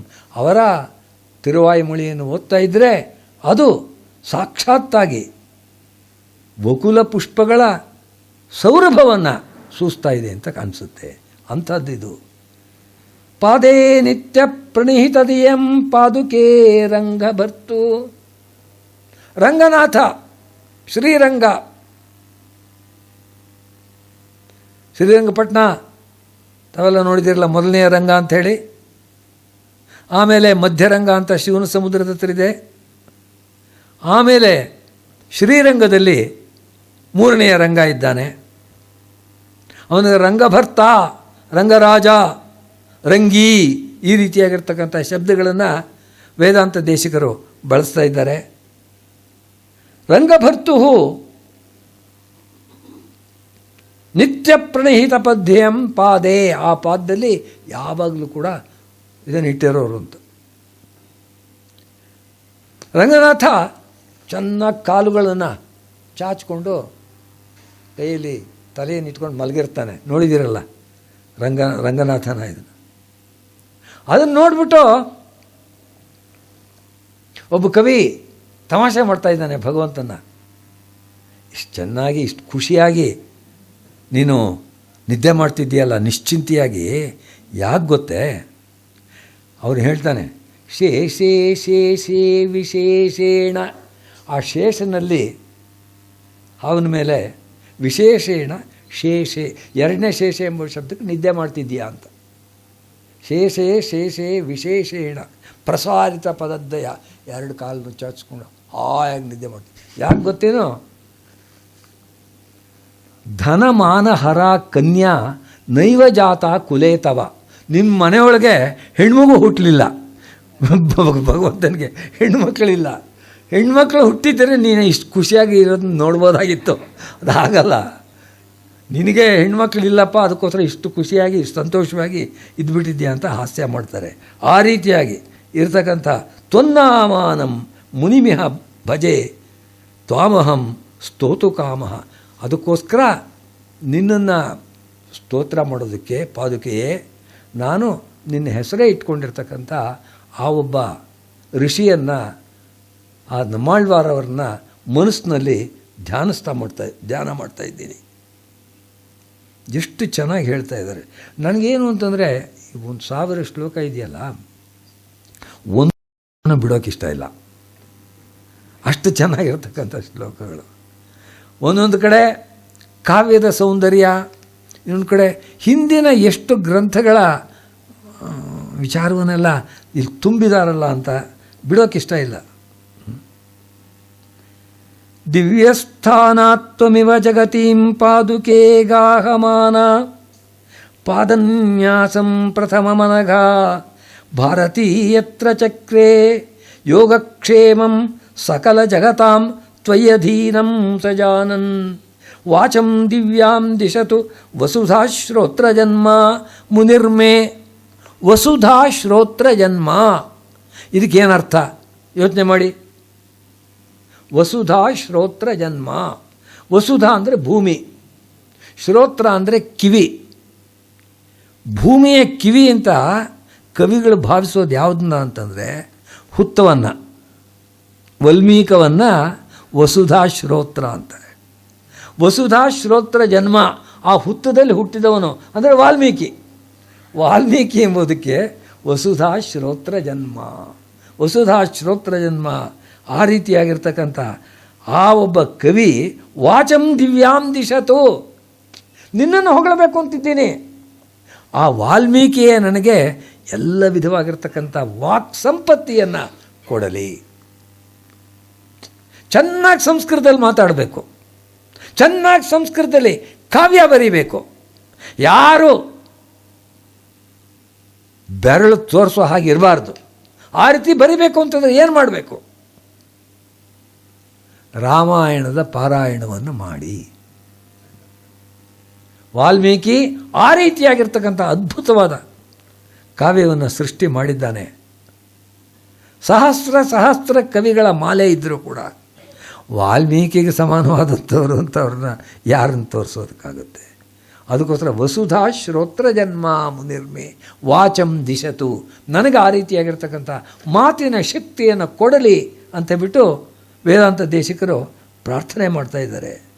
ಅದಕ್ಕೆ ಹೇಳ್ತಾರೆ, ದಿವ್ಯಸ್ಥಾನಾತ್ವಮಿವ ಜಗತೀಂ ಪಾದುಕೆ ಗಾಹಮಾನ. ದಿವ್ಯಸ್ಥಾನದಿಂದ, ದೇವತೆಗಳ ಲೋಕದಿಂದ ನೀನು ಯಾವ ರೀತಿಯಾಗಿ ಈ ಲೋಕಕ್ಕೆ ಬಂದೆ? ಭಗವಂತನ ಪಾದಗಳು ವೇದಗಳಲ್ಲಿ ಒಂದೊಂದು ಮಂತ್ರ ನೋಡಬೇಕು, ಆಶ್ಚರ್ಯವಾಗುತ್ತೆ ಆ ಋಷಿಗಳ ಜ್ಞಾನಕ್ಕೆ. ತ್ರಿಪಾದೂರ್ಧ್ವ ಉದಯಿತ್ ಪುರುಷ ಪಾದೋಸ್ಯೇಹ ಭವತ್ ಪುನಃ ಪಾದೋಸ್ಯ ಸರ್ವಭೂತಾನಿ ತ್ರಿಪಾದಸ್ಯಾಮೃತಂ ದಿವಿ.